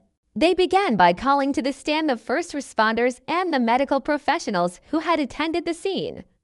These witnesses provided the visceral, undeniable reality of the crime. They described the scene behind Tran's nightclub not as a place of entertainment, but as a site of catastrophic trauma. The descriptions of the wounds were particularly grueling for the family and colleagues of the judge who sat in the gallery. The prosecution emphasized the choice of the weapon, a long, formidable blade, arguing that such a tool was not carried for protection or utility, but was selected specifically for its capacity to end a life quickly and efficiently. As the physical evidence was presented, the long knife itself became a silent, terrifying witness in the courtroom. When it was entered into evidence, a hush fell over the room. The prosecution used the weapon to illustrate the mechanics of the attack, showing how the length and sharpness of the blade allowed for the deep, penetrating thrusts into the chest and abdomen that the medical examiner had detailed. They argued that the sheer number of stabs was the ultimate proof of the defendant's state of mind. Each subsequent wound was a fresh decision to kill, a deliberate act of violence that occurred after the initial shock of the ambush. This was not a heat-of-passion crime, they contended, but a calculated execution. The witnesses who had seen a figure lingering in the shadows of the parking lot were brought forward to testify, their accounts providing the jury with a timeline that suggested Fatupayo had been waiting, watching, and biding his time until Judge Park was at his most vulnerable. The image of the stalker in the darkness was a powerful and haunting theme that the prosecution returned to throughout the trial. The most critical and perhaps the most complex part of the trial involved the exploration of the motive. In American Samoa, where personal histories are intertwined and grievances can span generations, the why of a crime is often as important as the who. The prosecution delved deep into the history of the personal conflict between Taya Fatupayo and Judge Park. They presented a narrative of a long-standing, festering resentment that had been allowed to warp into a murderous obsession. This conflict was described not as a singular event, but as a series of perceived slights and legal frustrations that the defendant had focused entirely on the person of the judge. By presenting this history, the prosecution was able to show the jury a clear path from grievance to rage, and finally to the premeditated decision to take a life. They argued that Fatupaya had identified the judge as the source of his troubles and had decided that the only way to resolve his internal turmoil was through an act of ultimate destruction. This focus on the personal nature of the crime served to make the defendant's actions seem even more calculated and dangerous to the social order. The defense, for its part, was faced with the nearly impossible task of countering a mountain of corroborating evidence and the overwhelming weight of public sentiment. Their strategy was largely one of mitigation and the creation of reasonable doubt, however slim. They questioned the reliability of the eyewitnesses, pointing out the darkness of the parking lot and the inherent fallibility of human memory under stress. They attempted to find inconsistencies in the police reports and the forensic chain of custody, searching for any procedural error that could be used to cast suspicion on the integrity of the investigation. However, the defense struggled to provide an alternative narrative that could account for the weapon, the motive, and the presence of the defendant at the scene.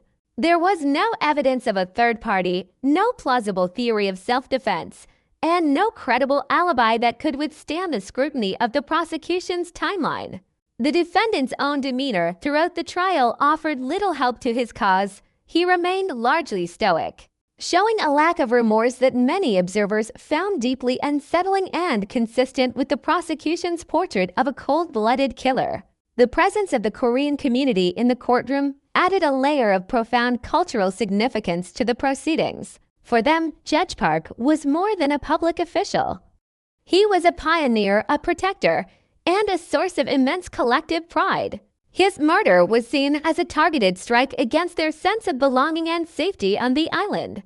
Their silent, dignified presence in the gallery served as a constant reminder to the jury of the human cost of the crime.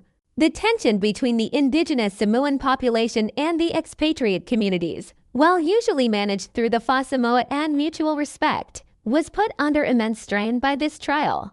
The judicial system had to prove that it could provide equal justice regardless of the background of the victim or the perpetrator. This pressure was felt by everyone in the room, from the bailiffs to the presiding judge, making the trial one of the most scrutinized and high-stakes events in the modern history of the territory. As the trial reached its conclusion, the closing arguments of the prosecution were a powerful summation of a life lost and a peace shattered. They spoke of Judge Park not just as a name on a case file, but as a man of integrity whose final moments were filled with an undeserved terror. They reminded the jury that the laws of American Samoa were designed to protect everyone, and that the brutal silencing of a judge was an attack on the very concept of those laws. They called for a verdict that reflected the premeditated, savage nature of the act. The defense, in its final plea, urged the jury to look past the emotion of the case and to consider the high bar of proof required for a first-degree murder conviction. They asked for a moment of doubt, a consideration of the defendant's humanity, and a rejection of the narrative of pure, unadulterated malice. But the evidence was too cohesive, the witnesses too consistent, and the motive too clear. The period of jury deliberation was a time of suspended animation for the island. In Pago Pago, the usual chatter at the markets and in the villages was replaced by a quiet, expectant waiting. Everyone knew that the verdict would be a turning point. When the news finally came that a decision had been reached, the courthouse was surrounded by people, many of whom had traveled from the furthest villages of Tutuila to hear the outcome. The atmosphere was electric, a mixture of anxiety and a desperate hope for closure.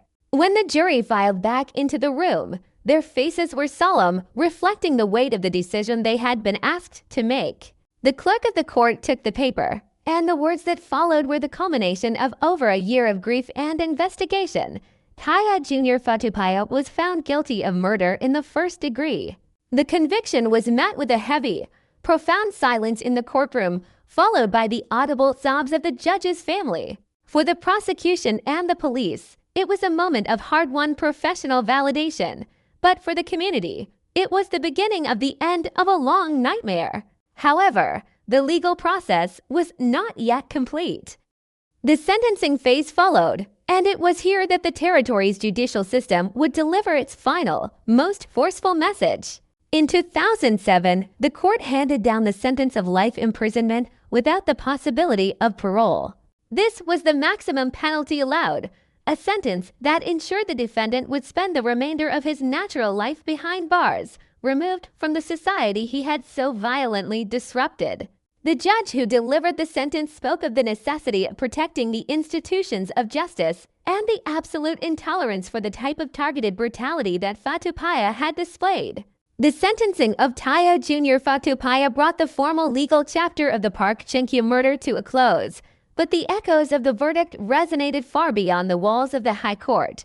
The finality of life without parole provided a sense of security to the other members of the judiciary and the Korean community, a signal that the law would not flinch in the face of such an extreme transgression.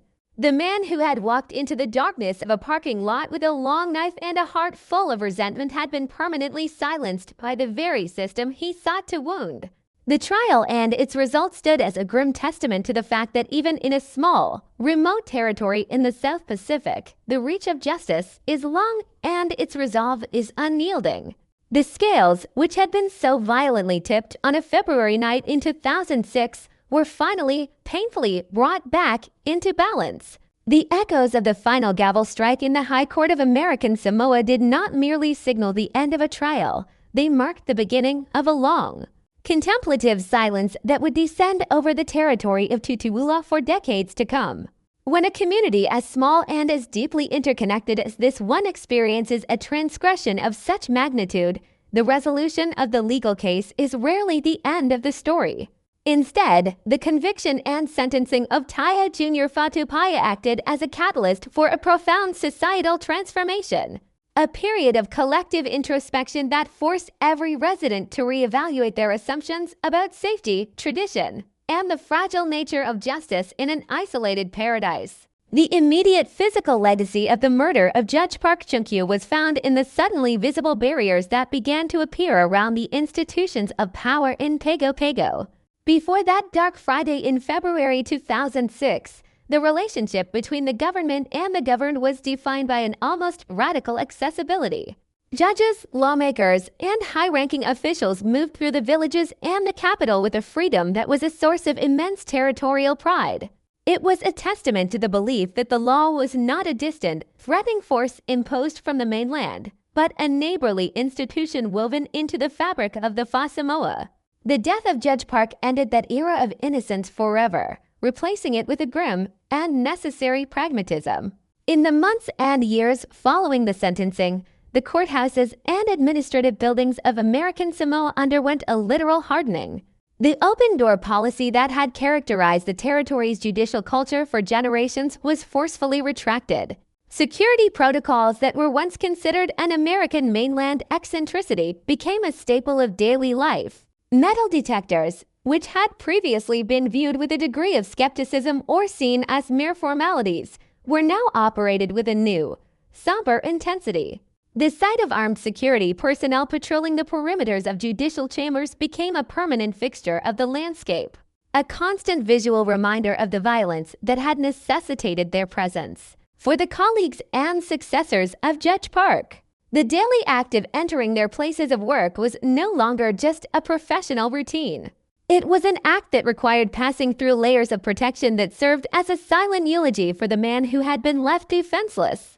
This shift was not merely logistical. It was a psychological scarring of the public service. Every judge who took the bench from that point forward did so with the knowledge that the mantle of their office provided no inherent shield against the darkest impulses of human resentment.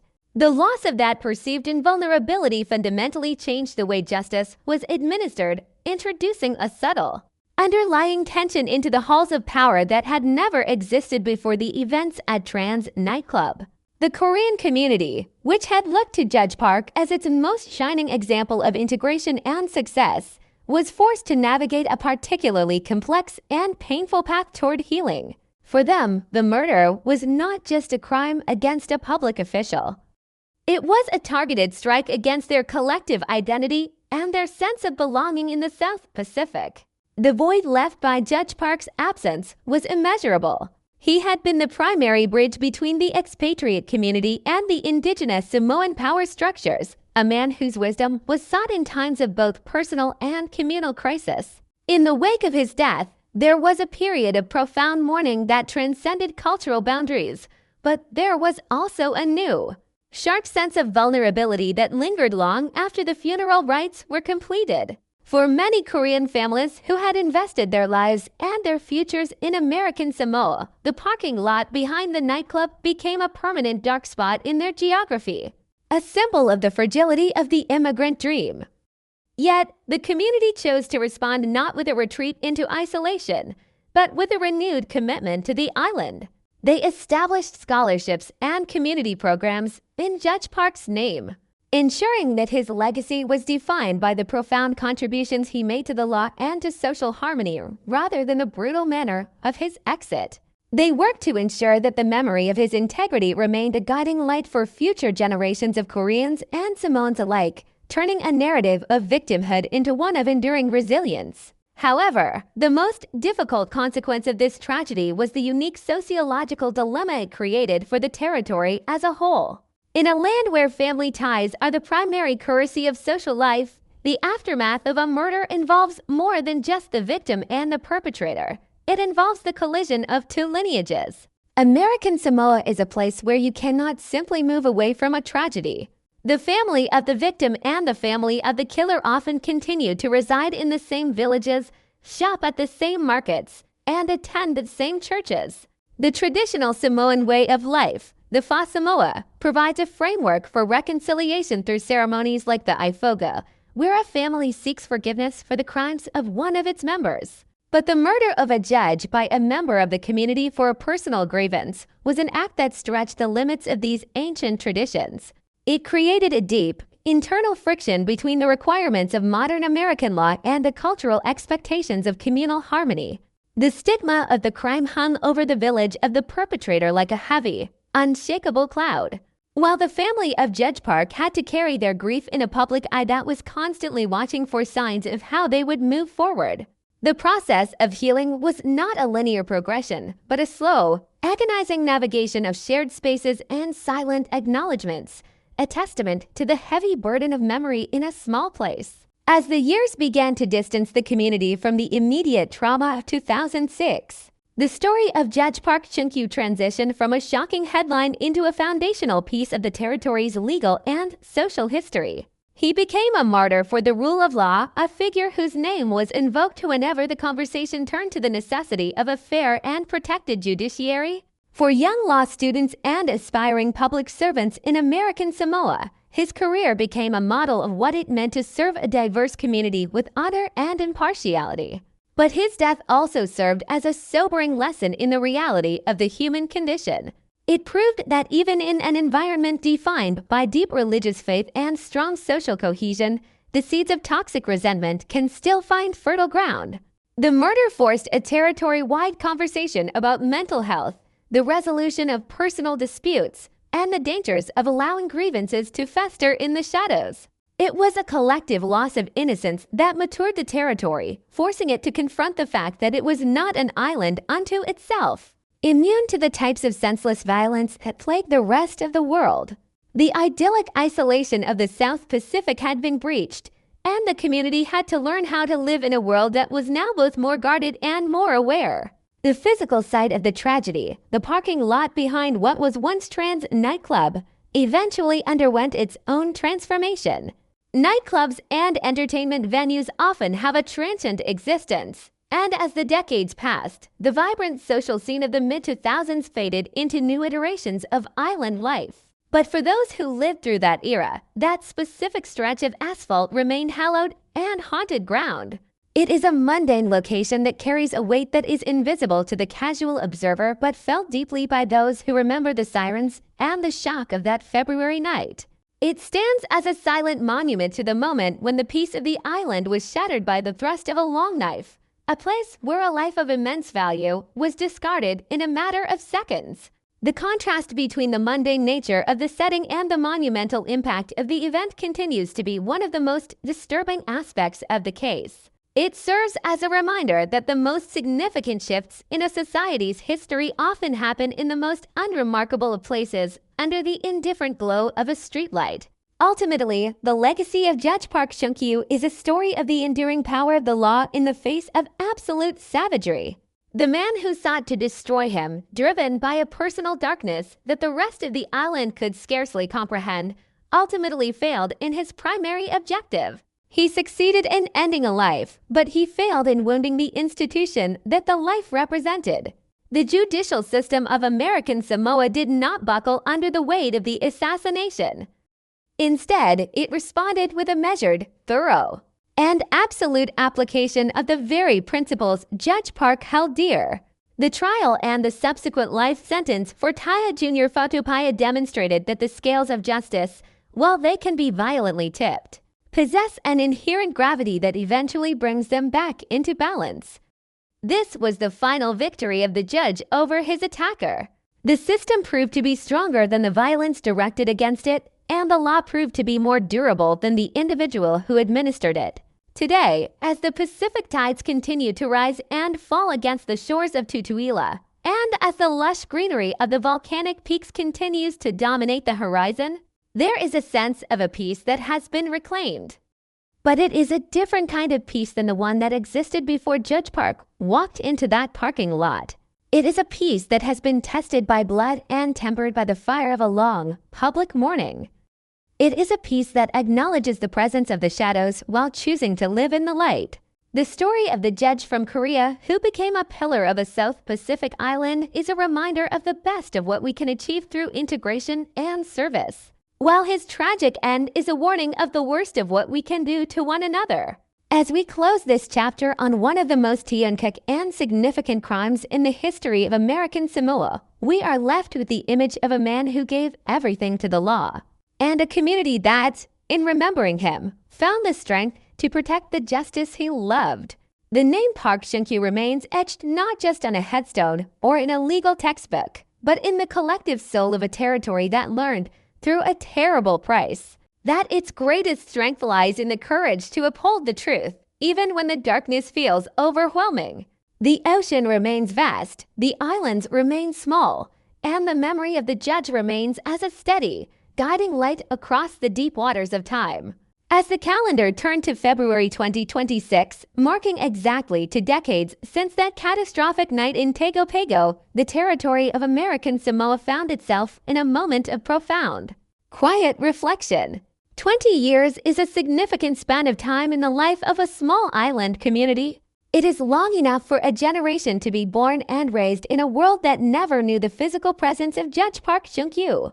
Yet it is not nearly long enough to erase the shadow cast by his absence.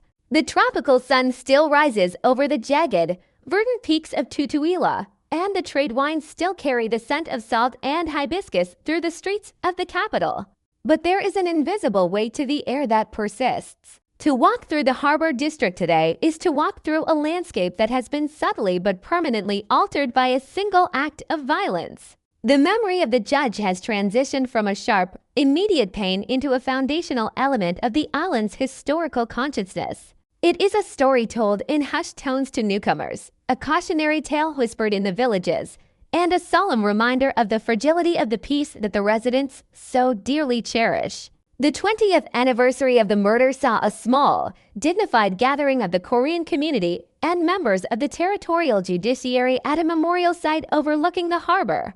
In the heavy, humid heat of a February afternoon, the atmosphere was one of somber resilience. For the Korean Samoan families who have called this island home for decades, the anniversary was a moment to reaffirm their place in the fabric of the territory. They looked back on the life of Judge Park not just as a victim of a terrible crime, but as the man who proved that their community could reach the highest levels of American Samoan society. His legacy in 2026 is seen in the young Korean Samoan lawyers who now walk the halls of the High Court, inspired by a man they only know through photographs and stories. The bridge that Judge Park built between cultures did not collapse when he fell. Instead, it was reinforced by the collective determination of those he left behind. The tragedy of his death, while still a source of immense grief, has become the soil from which a deeper, more integrated communal identity has grown. In the stark, sterile confines of the correctional facility where Taya Jr. Fatupaya has now spent 2 decades of his life, the passage of time carries a different, more stagnant weight. For the man who shattered the peace of the island, the world outside has moved on, evolving in ways he can only imagine from behind the bars of a cell. The sentence of life without the possibility of parole is a slow, methodical reckoning. In the small, enclosed ecosystem of American Samoa, the presence of the killer is still felt, a lingering reminder of the capacity for darkness that exists even in paradise. Fatupaya's name has become synonymous with a specific type of tragedy, the personal grievance that mutates into a public catastrophe. His long years of incarceration serve as the ultimate validation of the system he tried to wound. The administrative court, the very institution he targeted through the person of the judge, continues to function, its gavels falling with a regularity that mocks his attempt to silence it. The silence of his prison cell stands in permanent contrast to the enduring voice of the law that Judge Park so faithfully represented. The physical setting of the crime, the parking lot behind what was once Trans nightclub, has seen the inevitable decay and renewal that comes with 20 years of island life. The neon signs that once flickered in the tropical night have long since been extinguished, and the vibrant social scene of 2006 has migrated to newer establishments. Yet, for the older residents of Pago Pago, that stretch of asphalt remains a site of profound significance. They remember the sirens, the yellow tape, and the feeling of a world being torn apart. Even in 2026, there is a tendency for voices to drop when passing that area at night. It remains a dark spot in the geography of the island, a place where the illusion of absolute safety was discarded. This lingering unease is the true tax of violence. It is the permanent loss of the ability to look at a mundane space without seeing the ghosts of what happened there.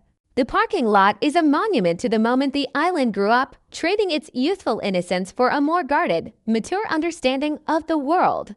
Within the halls of the High Court of American Samoa, the impact of Judge Park's life and death continues to shape the daily administration of justice. The enhanced security measures that were once seen as a temporary reaction to a crisis have become the unremarkable standard. The metal detectors, the restricted access, and the constant presence of security personnel are the new normal for a generation of legal professionals. But beyond the physical barriers, there is a deeper, more philosophical legacy. The murder of a judge forced the territory to confront the unique pressures of its judicial system. It led to a renewed focus on the protection of judges and the need for a legal culture that can withstand the intense personal and familial pressures of a small community. The memory of Judge Park serves as a constant, silent advisor to those who sit on the bench today. His career is a reminder of the dignity and impartiality required of the office, while his death is a reminder of the courage it takes to hold the gavel in a land where everyone knows your name. As we look back from the vantage point of 2 decades, the story of Judge Park Chinky takes on a universal quality that transcends the specific geography of the South Pacific. It is a story about the collision of the modern legal world and the ancient, deeply personal world of traditional village life. It is a story about the immigrant experience, the pursuit of justice, and the devastating power of a single man's resentment. But most of all, it is a story about the resilience of a community. American Samoa did not let this tragedy define it in a negative sense. It did not descend into a cycle of recrimination or allow the violence to tear its cultural groups apart. Instead, it used the pain of the loss to strengthen its institutions and to reaffirm its commitment to the rule of law. The judge who was silenced in a parking lot continues to speak through the stability and the integrity of the system he left behind. His life was a testament to what can be built, and his death became a testament to what cannot be destroyed. The silence that falls over Pago Pago as the sun sets in 2026 is a peaceful one, but it is a peace that has been earned through the passage of time and the weight of memory. The harbor remains a place of stunning beauty, its deep waters reflecting the lights of the town and the stars above. The sounds of the night, the distant music, the rustle of palm fronds, the rhythmic breathing of the ocean are the same sounds that Judge Park would have heard on his final walk. The tragedy of February 24, 2006 is now a part of the rhythm of the island, a dark note in a complex, beautiful symphony. It serves as a reminder that the price of a civilized society is constant vigilance and a steadfast commitment to the values that protect us all. The judge's name, Park Jung-kyu, is no longer just a headline or a case file. It is a permanent part of the spirit of American Samoa, a guiding light that continues to shine across the 20 years that separate us from that fateful night. In the final analysis, the true meaning of this case is found not in the brutality of the act or the severity of the sentence, but in the enduring memory of the man. A life of service, honor, and integrity cannot be erased by a knife. The legacy of Judge Park is visible in every fair ruling, every peaceful resolution of a conflict, and every moment of cross-cultural understanding that occurs on the island today. He remains the architect of a better version of the territory, a man whose influence is felt in the very air of the courtroom. As the Pacific tides continue their eternal cycle, washing the shores of Tutuila, they carry with them the story of a judge who believed in the law, a community that stood by him, and a justice that, though delayed by a night of darkness, ultimately found its way home. The story concludes here, not with a sense of finality, but with the quiet, persistent echo of a life well lived and a peace that, though once broken, has been restored through the enduring power of the truth. The deep blue of the Pacific Ocean continues to surround the islands, a vast and indifferent witness to the human dramas that unfold upon the volcanic rock. But within that vastness, the small community of American Samoa has created something remarkable, a place where the memory of one man can change the course of history for the better. The murder of Judge Park Chung-kyu was a moment of profound darkness, but the 20 years that followed have been a long, steady march toward the light. The island is safer, the judiciary is stronger, and the community is more united because of the way it chose to remember him. The harbor of Pago Pago remains a sanctuary, and the memory of the judge remains its most faithful guardian, a silent sentinel standing watch over the peace of the South Pacific. This is the final word on the case of Judge Park, that his life was a gift to the island, his death was a tragedy for the world, and his legacy is a victory for us all. The night is quiet now, and the judge is at rest, his work continuing in the hands of those who still believe in the power of the law. The final light of the tropical sun dips below the horizon of the Pacific, casting a long amber glow across the waters of Pago Pago. And in this quietude, we find the concluding chapter of a story that has redefined the soul of a territory. To speak of Judge Park Chung-kyu today, 20 years after his life was so violently stolen, is to speak of the very architecture of memory in a place where the past and present are constantly in dialogue. In American Samoa, the land does not forget. The volcanic rock holds the heat of the day long after the stars appear, and the community holds the weight of its history with a similar, enduring intensity. As we reach the end of this narrative journey, we must move beyond the clinical details of the autopsy, the strategic maneuvers of the courtroom, and the rigid bars of a prison cell to find the deeper, more philosophical truth that this tragedy left in its wake. This is the story of the judge's piece of peace that was shattered in a nightclub parking lot but was painstakingly rebuilt through the collective will of a people who refused to let darkness become their defining characteristic. It is a meditation on the permanence of legacy in a world that is often defined by its transience. The legacy of Judge Park is most visible not in a monument of stone, but in the invisible infrastructure of the island's daily life. When we look at the administrative court today, we see an institution that carries the DNA of his commitment to fairness. The very nature of administrative law is often seen as dry or bureaucratic, dealing with the gears and cogs of government. But Judge Park understood that these gears are what keep a society moving toward justice. He saw the human face behind every regulation and the personal stakes in every bureaucratic dispute. In the 20 years since his death, that perspective has become the gold standard for the territory's public servants. There is a specific kind of integrity that is required to operate within a small, interconnected society, a need to be both a neighbor and an impartial arbiter. Judge Park mastered this balance, and in doing so, he provided a blueprint for how a modern legal system can thrive within the context of ancient traditions. His death forced the island to realize that the law is not just a set of rules written on paper. It is a living, breathing protection that requires constant nourishment and, occasionally, a terrifying level of sacrifice. The Korean community in American Samoa remains a vibrant and essential part of the island's character, and their journey over the last 2 decades is a testament to the resilience of the human spirit. The Han of the Korean soul, that unique blend of deep sorrow and unyielding hope, was put to the ultimate test on February 24, 2006. In the immediate aftermath of the murder, there were those who feared a retreat, a closing of ranks that would isolate the community from the rest of the island, but the opposite occurred. The tragedy acted as a bridge, drawing the Korean and Samoan populations into a shared space of mourning and mutual support. The scholarship funds, the community centers, and the cross-cultural dialogues that bear the judge's name are not just tributes. They are active, ongoing investments in the future of the territory. They represent a refusal to let a single act of hate dictate the terms of a relationship that has been built over generations. The success of the Korean diaspora in the South Pacific is now inextricably linked to the story of the judge who gave his life for the system that welcomed him. A narrative of belonging that is as deep and as permanent as the ocean itself. In the quiet, monitored halls of the correctional facility where Taya Jr. Fatupaia resides, the concept of time has been stripped of its meaning. To live a life without the possibility of parole is to exist in a permanent present, a static reality where the world outside continues to evolve while you remain frozen in the moment of your greatest transgression.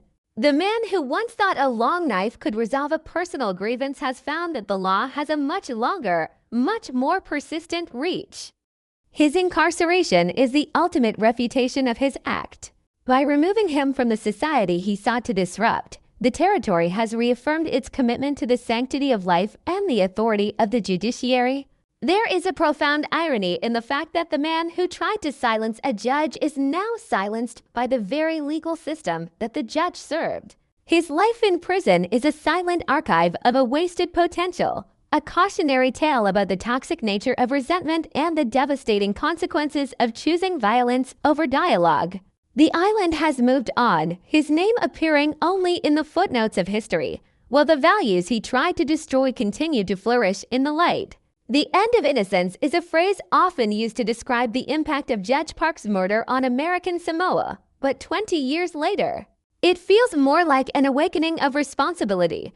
The territory no longer relies on the geographical isolation of the Pacific to provide an automatic shield against the world's problems. Instead, it has built its own shields, logistical, legal, and psychological. The security measures at the High Court are not just about preventing another attack.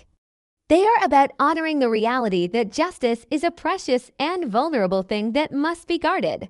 This maturity has changed the way the island sees itself. American Samoa in 2026 is a community that understands its own strength, a territory that has looked into the abyss of a political assassination and chosen to walk back toward the light of the rule of law. This transition from a known peace to a defended peace is the true legacy of 2006. It is a harder, more complex version of reality, but it is also a more honest one. The island has grown up, and in doing so, it has become a more resilient sanctuary for all who call it home. As we conclude this long-form exploration of one of the most Tiyonkek cases in the history of the South Pacific, we are left with the image of the empty bench. In the physical courtroom, the seat once occupied by Judge Park Chung-kyu has been filled by many talented and dedicated jurists over the last 2 decades. But in the spiritual sense, the bench remains a place of remembrance. It is a space where the values of integrity, fairness, and courage are constantly being weighed. The story of the judge is not a closed book. It is a living document that is updated every time a fair decision is reached, every time a conflict is resolved through reason, and every time a community chooses unity over division. The serial of this tragedy has reached its final episode, but the case file of Judge Park remains open in the hearts of those who remember his voice. The silence of the harbor at night is no longer a silence of ignorance. It is a silence of respect, a quiet acknowledgement of the man who stood in the darkness so that others could live in the light. The physical weapon, the long knife that caused so much devastation, is now a piece of cold steel locked away in a forensic archive, a relic of a moment of madness. It has no power anymore. Its edge has been dulled by the passage of time and the overwhelming weight of the justice that followed its use. In contrast, the words and rulings of Judge Park have only grown sharper and more significant with age. They continue to provide guidance and clarity in a complex world. This is the ultimate victory of the victim over the victimizer. The one who sought to destroy left behind a legacy of shame and isolation, while the one who was destroyed left behind a legacy of honor and communal strength. The Pacific Ocean, in its vast and eternal wisdom, continues to wash the shores of Tutuila, a rhythmic reminder that even the most violent storms eventually pass, leaving the island renewed and the horizon clear. The story of Judge Park Chung-kyu is a part of that ocean now deep, powerful, and enduring. Final thoughts lead us back to the family of the judge, the quiet survivors who have carried the heaviest burden of this tragedy.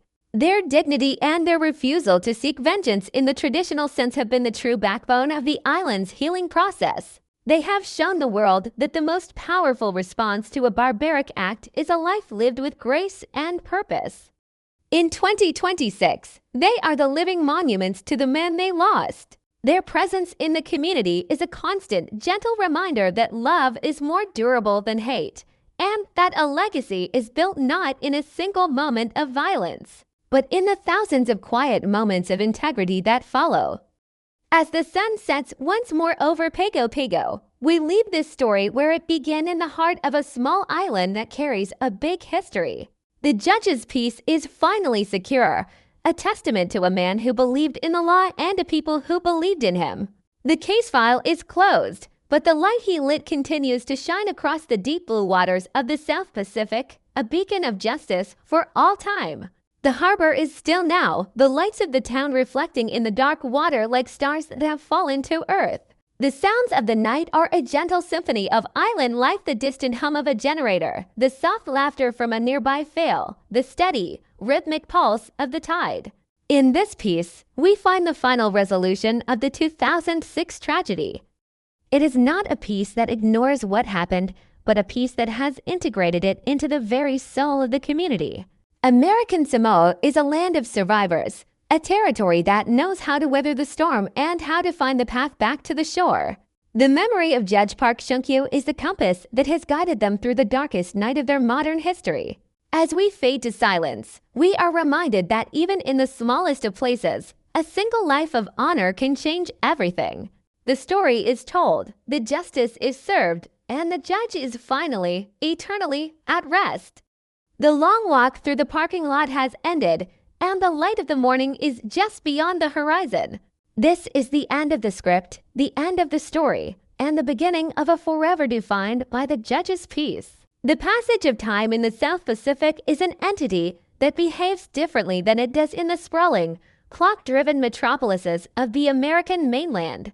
On the island of Tutuila, time is often perceived through the lens of natural cycles, the slow, inevitable erosion of the volcanic coastline, the rhythmic expansion of the rainforest after a season of heavy rain, and the gradual shifting of the coral reefs that encircle the territory like a protective, underwater fortress. In this final, expansive contemplation of the life and death of Judge Park Chung-kyu, we must look beyond the immediate ripples of the 2006 tragedy to understand the afterlife of the case the way it has settled into the very bedrock of American Samoan history. By the year 2026, the murder is no longer a current event, but it has become a profound piece of cultural and legal folklore. It is the story that defines the modern era of the territory, a marker that separates the old Samoa of perceived invulnerability from the new Samoa of matured, defended justice. To fully grasp the magnitude of this evolution, one must look at the specific way the story is told in the quiet corners of the island today, where the legacy of the judge continues to serve as a silent, unwavering guardian of the peace. The Administrative Court of American Samoa, where Judge Park once held his gavel with such steady authority, has evolved into a symbol of institutional resilience that is studied by legal scholars across the Pacific. In the 20 years since the bench was left empty on that tragic Friday night, the court has transformed from a functional governmental department into a revered sanctuary of the rule of law. The judicial officers who have followed in the judge's footsteps carry with them a specific, heavy awareness of the sanctity of the robe. They understand that their work is not just about resolving disputes over regulations or immigration status. It is about maintaining a delicate social balance that was once nearly destroyed by a single man's resentment. The legacy of Judge Park in 2026 is visible in the way these jurists handle their cases with an almost sacred level of care. They operate with the knowledge that the law is the only thing standing between a peaceful community and the chaos of personal vengeance. This institutional hardening is the ultimate tribute to the victim. The murderer, Taya Jr. Fatupaya, sought to decapitate the system by removing one of its most prominent figures, but his act of violence only served to solidify the system's resolve, making the administrative court a more formidable and respected pillar of the territory than it ever was before. The sociological synthesis that Judge Park embodied the bridge between the Korean diaspora and the indigenous Samoan population has reached a state of beautiful, permanent maturity. In the 2 decades following his death, the Korean Samoan community has flourished, moving past the initial period of fear and mourning into an era of deep, ancestral integration. The children of the families who arrived in the 1970s and 1980s are now the leaders of the 2020s, and they carry the story of the judge as a foundational myth of their community. For them, Judge Park is the first ancestor of their legal identity on the island, a man who paid the ultimate price to prove that they belonged in the highest circles of Samoan power. This integration is not just a success story of immigration. It is a victory of the Fasamo itself. The traditional Samoan culture proved its capacity to absorb tragedy and to protect those who contribute to the communal good. The distinction between Korean and Samoan in the legal halls of Pago Pago has blurred into a unified identity of American Samoan justice, a legacy that Judge Park built with his life and sealed with his blood. The figure of Tayo Jr. Fatupaya, now an aging man within the walls of a correctional facility, has become a different kind of symbol for the territory. He is no longer a source of active terror, but rather a cautionary tale that is used in the training of every new law enforcement officer and social worker in the islands. The Fatupaya precedent is not a legal ruling, but a psychological one, a reminder of how quickly an unaddressed personal grievance can mutate into a lethal obsession in a small, close community. The investigation into his motives and his background has become a case study in the importance of mental health awareness and conflict resolution within the village structure. By 2026, the territory has implemented new programs aimed at identifying and mediating long-standing disputes before they can escalate to the point of no return. In this way, even the darkest part of the story has been recycled into a tool for prevention. The man who tried to destroy the peace has inadvertently provided the map for how to protect it, a final, ironic layer to the tragedy that would have likely appealed to the judge's own sense of administrative order. The geography of Pago Pago in 2026 remains a place of stunning, almost defiant beauty. The harbor, with its deep blue waters and the surrounding green cathedrals of the volcanic mountains, looks much as it did a century ago.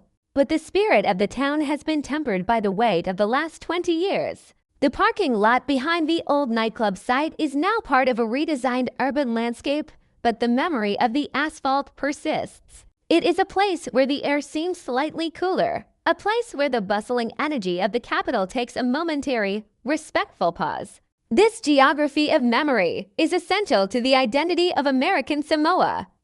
It is a land that remembers its martyrs, and Judge Park is undoubtedly one of them. His story is woven into the very fabric of the streets he walked, a reminder that the cost of a civilized society is often a heavy one. When the evening fog rolls down from the peaks and settles over the harbor, it feels as though the island itself is holding a vigil for the man who believed in the power of the truth. The final reflection on this case must center on the concept of the enduring voice. A judge's voice is typically one of reason, evidence, and measured judgment. On February 24, 2006, that voice was abruptly and brutally silenced.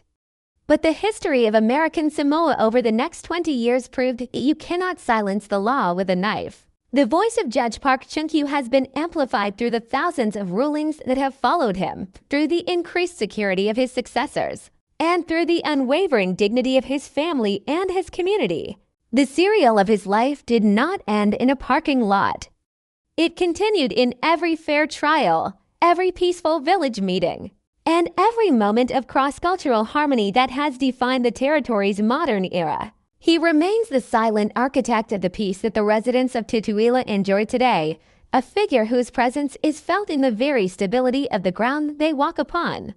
As the sun sets over the Pacific in 2026, and the lights of Pago Pago begin to twinkle like a reflection of the stars, there is a profound sense of closure that only 20 years of justice can provide. The case of Judge Park is no longer a wound. It is a scar-strong, permanent mark that shows the island has healed but will never forget the lesson it learned. The story of the judge from Korea who became the soul of a South Pacific judiciary is a universal narrative of the human struggle for order in a chaotic world. It is a reminder that while violence is sudden and destructive, the law is patient, persistent, and ultimately victorious. The harbor remains a sanctuary, the mountains remain guardians, and the memory of the judge remains a beacon. The deep, rhythmic breathing of the ocean continues to wash the shores of American Samoa, carrying with it the echoes of a life that stood for something greater than itself. In the final analysis, the story of Judge Park Chung-kyu is a testament to the fact that the smallest of places can teach the largest of lessons. American Samoa, a tiny territory in the middle of a vast ocean, faced a crisis that would have shaken a nation 10 times its size. And yet, it did not break. It chose the path of the law, the path of the Fa Samoa, and the path of the truth. The judge's sacrifice was not in vain. It was the foundation upon which a more secure, more just, and more united society was built. As we conclude this long-form journey through the shadows of 2006 into the light of 2026, we are left with a feeling of profound respect for the man, the community, and the system that survived the night. The case file is finally and completely closed, but the light that Judge Park lit in the heart of the Pacific will continue to shine, a steady and enduring flame that the darkness could never extinguish.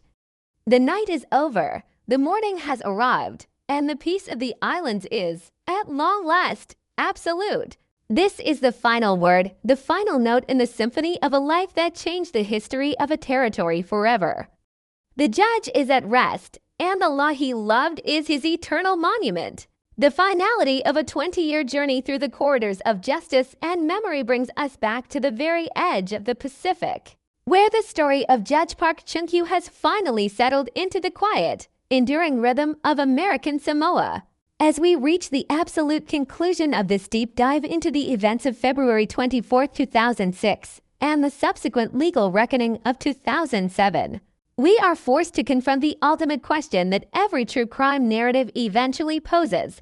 What is the true weight of a single life in the grand, sweeping history of a community?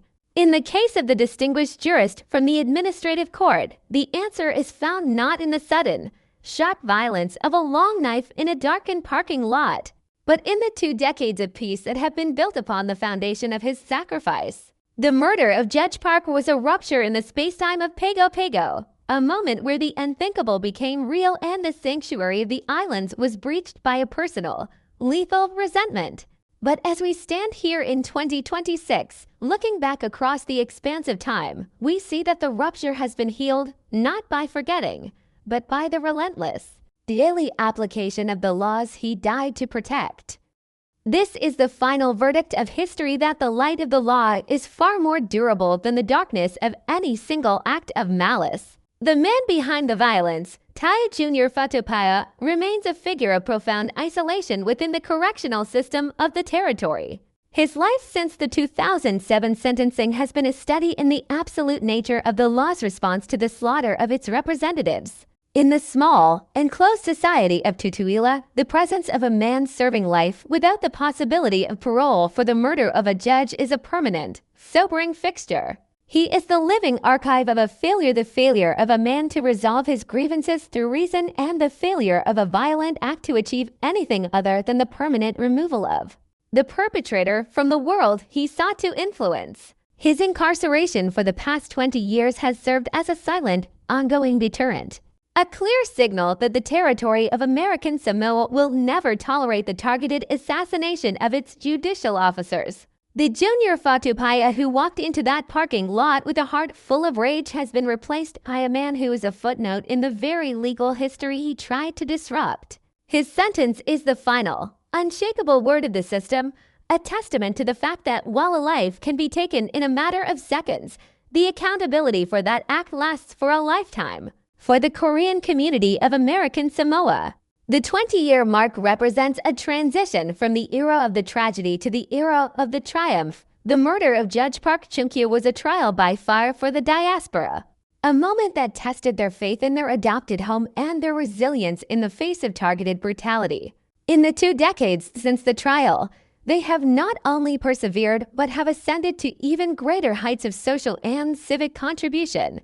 The legacy of the judge is seen in every Korean Samoan child who enters a classroom with a sense of pride, and in every business that flourishes in the Harbor District. They have taken the grief of 2006 and transformed it into a powerful, communal energy that has enriched the entire territory. The bridge that Judge Park built between the immigrant experience and the indigenous power structures has become a permanent landmark of the island's cultural geography.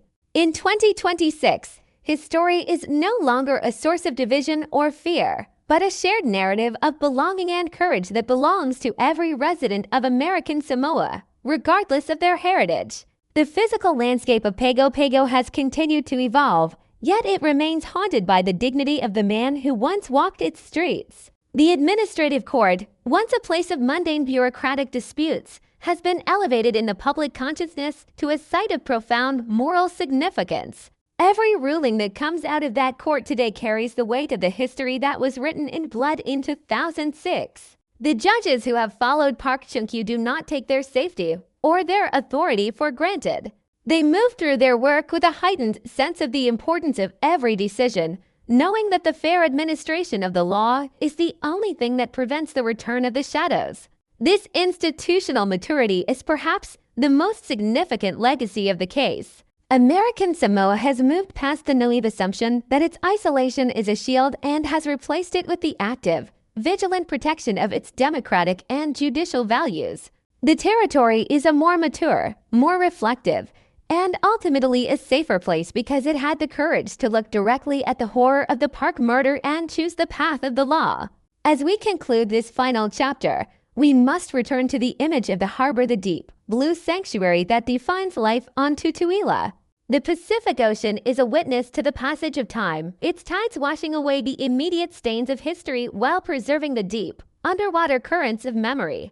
The murder of Judge Park was a storm that broke over the harbor 20 years ago, but the waters have long since returned to their steady, rhythmic pulse. The case file of the parking lot at Trans nightclub is now a closed book, its pages filled with the testimony of witnesses, the findings of forensic experts, and the finality of a life sentence.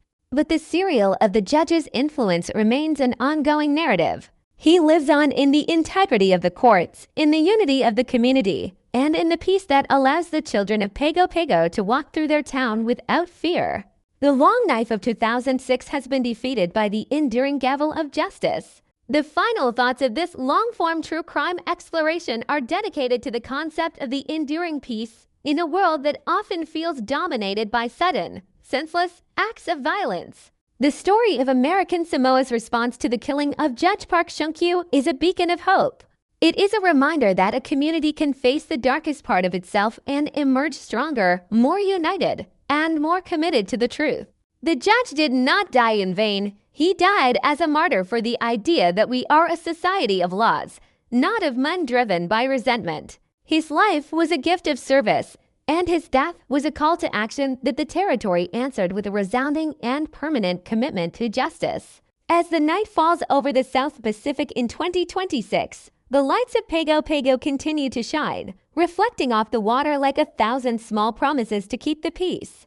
The judge's walk through the parking lot has ended, and he has found his way home to the halls of history, where his name will forever be synonymous with honor, courage, and the absolute victory of the law. The silence that now concludes this series is not the silence of the grave, but the silence of a peace that has been restored and defended. It is the silence of a courtroom before the judge enters, the silence of a harbor before the dawn, and the silence of a community that knows its own strength. The case of Park Chung-kyu versus Taya Jr. Fatupaya is over, the verdict is final, and the legacy is secure. We leave the island of Tutuila as we found it a place of immense beauty and complex history, but now a place that carries a new, profound understanding of what it means to protect the justice that keeps us whole. The story is complete. The voice of the narrator fades into the sound of the ocean, and the memory of the judge remains as a permanent, guiding star over the deep blue waters of American Samoa. This is the end of the narrative, the end of the investigation, and the final, enduring word on a tragedy that became a triumph of the human spirit. The light of the law continues to shine, and the shadows have been pushed back, once and for all, into the depths of the past. The judge's peace is now the island's peace, and it shall remain so for all the years to come. As the last echoes of this story dissipate into the humid air of the Pacific, we are left with a final, lingering thought on the nature of the true in true crime. The truth of this case was never just about who held the knife. It was about who held the line. Judge Park held the line of integrity until his final breath. The police held the line of truth during the investigation. And the people of American Samoa held the line of justice during the trial and the decades that followed. This is the ultimate lesson of Pago Pago, that the line is stronger than the blade. The story of 2006 is a tragedy that we must never forget. But the story of 2026 is a triumph that we must always celebrate. The case is closed, the justice is served, and the peace is absolute. We sign off now, leaving the judge to his eternal rest and the island to its enduring light. The Pacific tide continues to turn, and the history of American Samoa continues to grow, forever marked by the man who gave everything to keep the scales of justice in balance.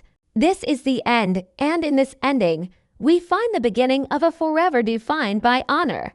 The vast blue expanse of the Pacific Ocean remains the ultimate witness to the passage of time on the island of Tutuila, its rhythmic tide serving as a constant, low-frequency hum that underlies every heartbeat of American Samoa.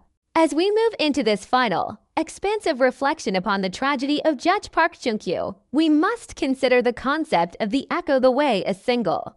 Sharp sound of violence in 2006 continues to resonate through the silence of 2026. In the world of true crime, we often focus on the explosion, the immediate impact of the act that shatters the lives of the victims and the peace of the community. But the deeper truth of a case like this is found in the long, slow dissipation of that energy, the way it settles into the soil, the water, and the very souls of the people who are left to carry the memory forward. To understand American Samoa to decades after the death of its most prominent jurist is to understand a society that has integrated a nightmare into its waking life, transforming a moment of profound trauma into a lasting monument of communal resilience. This is the final chapter of the judge's piece, an exploration of how the unthinkable becomes the foundation for a more certain, more guarded future. The physical presence of the administrative court in Pago Pago today is a testament to this transformation. When you walk through those doors in 2026, you are not just entering a government building. You are entering a space that has been spiritually and physically fortified by the events of February 24th, 2006. The year inside the courtroom seems to carry a different weight than it did in the years before the attack. There is a solemnity that transcends the mere function of the law. The current judges who occupy the bench do so with a profound awareness that they are the guardians of a flame that was once nearly extinguished.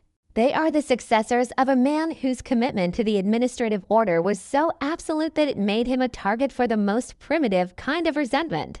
Every case they hear, from the most minor immigration dispute to the most complex governmental regulation, is now treated with a level of care that borders on the religious. They understand that the small laws are the ones that hold the fabric of the community together. and that the protection of the judge is the protection of the people. This institutional memory is the true shield of the territory, a psychological barrier that is far more effective than any metal detector or armed guard. The youth of American Samoa, those who were not yet born or were only infants when the sirens wailed behind Tran's nightclub, now represent the future of this legacy. For them, Judge Park Chung-kyu is a figure of historical legend, a man whose name is synonymous with the very idea of justice. They learn about his life and his death in their social studies classes and through the stories told by their elders during evening prayers. In this way, the tragedy has become a teaching tool, a means of instilling the values of the Fa Samoa and the rule of law into a new generation. These young people do not carry the immediate trauma of the event, but they carry the responsibility of the aftermath. They are the ones who will ensure that the bridge between the Korean and Samoan cultures remains strong. And they are the ones who will continue to demand that their leaders be protected and respected. The story of the judge has become a part of their cultural DNA, a reminder that their small island territory has the capacity to face the darkest of challenges and emerge with its integrity intact. This generational transfer of memory is the final victory of the judge over the man who sought to erase him from history. In the quiet, reflective spaces of the Korean community, the memory of Judge Park has taken on a quality of ancestor worship that is both traditional and modern. For the families who have made Tutuila their home, the judge remains the great ancestor of their success, a figure whose sacrifice validated their presence on the island forever.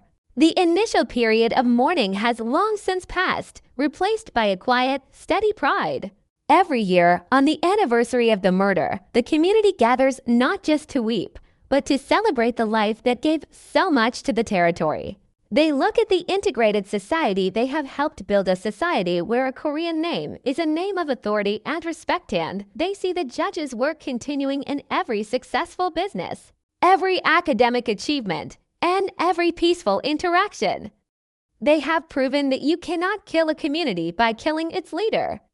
You only give that community a reason to grow deeper roots. The story of the judge is the story of their own belonging, a narrative of faith and perseverance that will be told as long as there are people of Korean descent on the shores of American Samoa.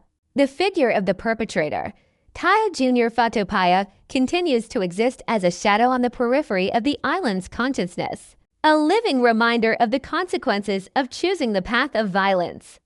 His life in prison is a slow, methodical erasure, a stark contrast to the expanding legacy of the man he murdered. In 2026, he is an old man, a relic of a moment of madness that the world has moved beyond. His presence in the correctional system is a silent, ongoing affirmation of the power of the law. He is not a monster to be feared, but a man who is the ultimate proof of his own failure.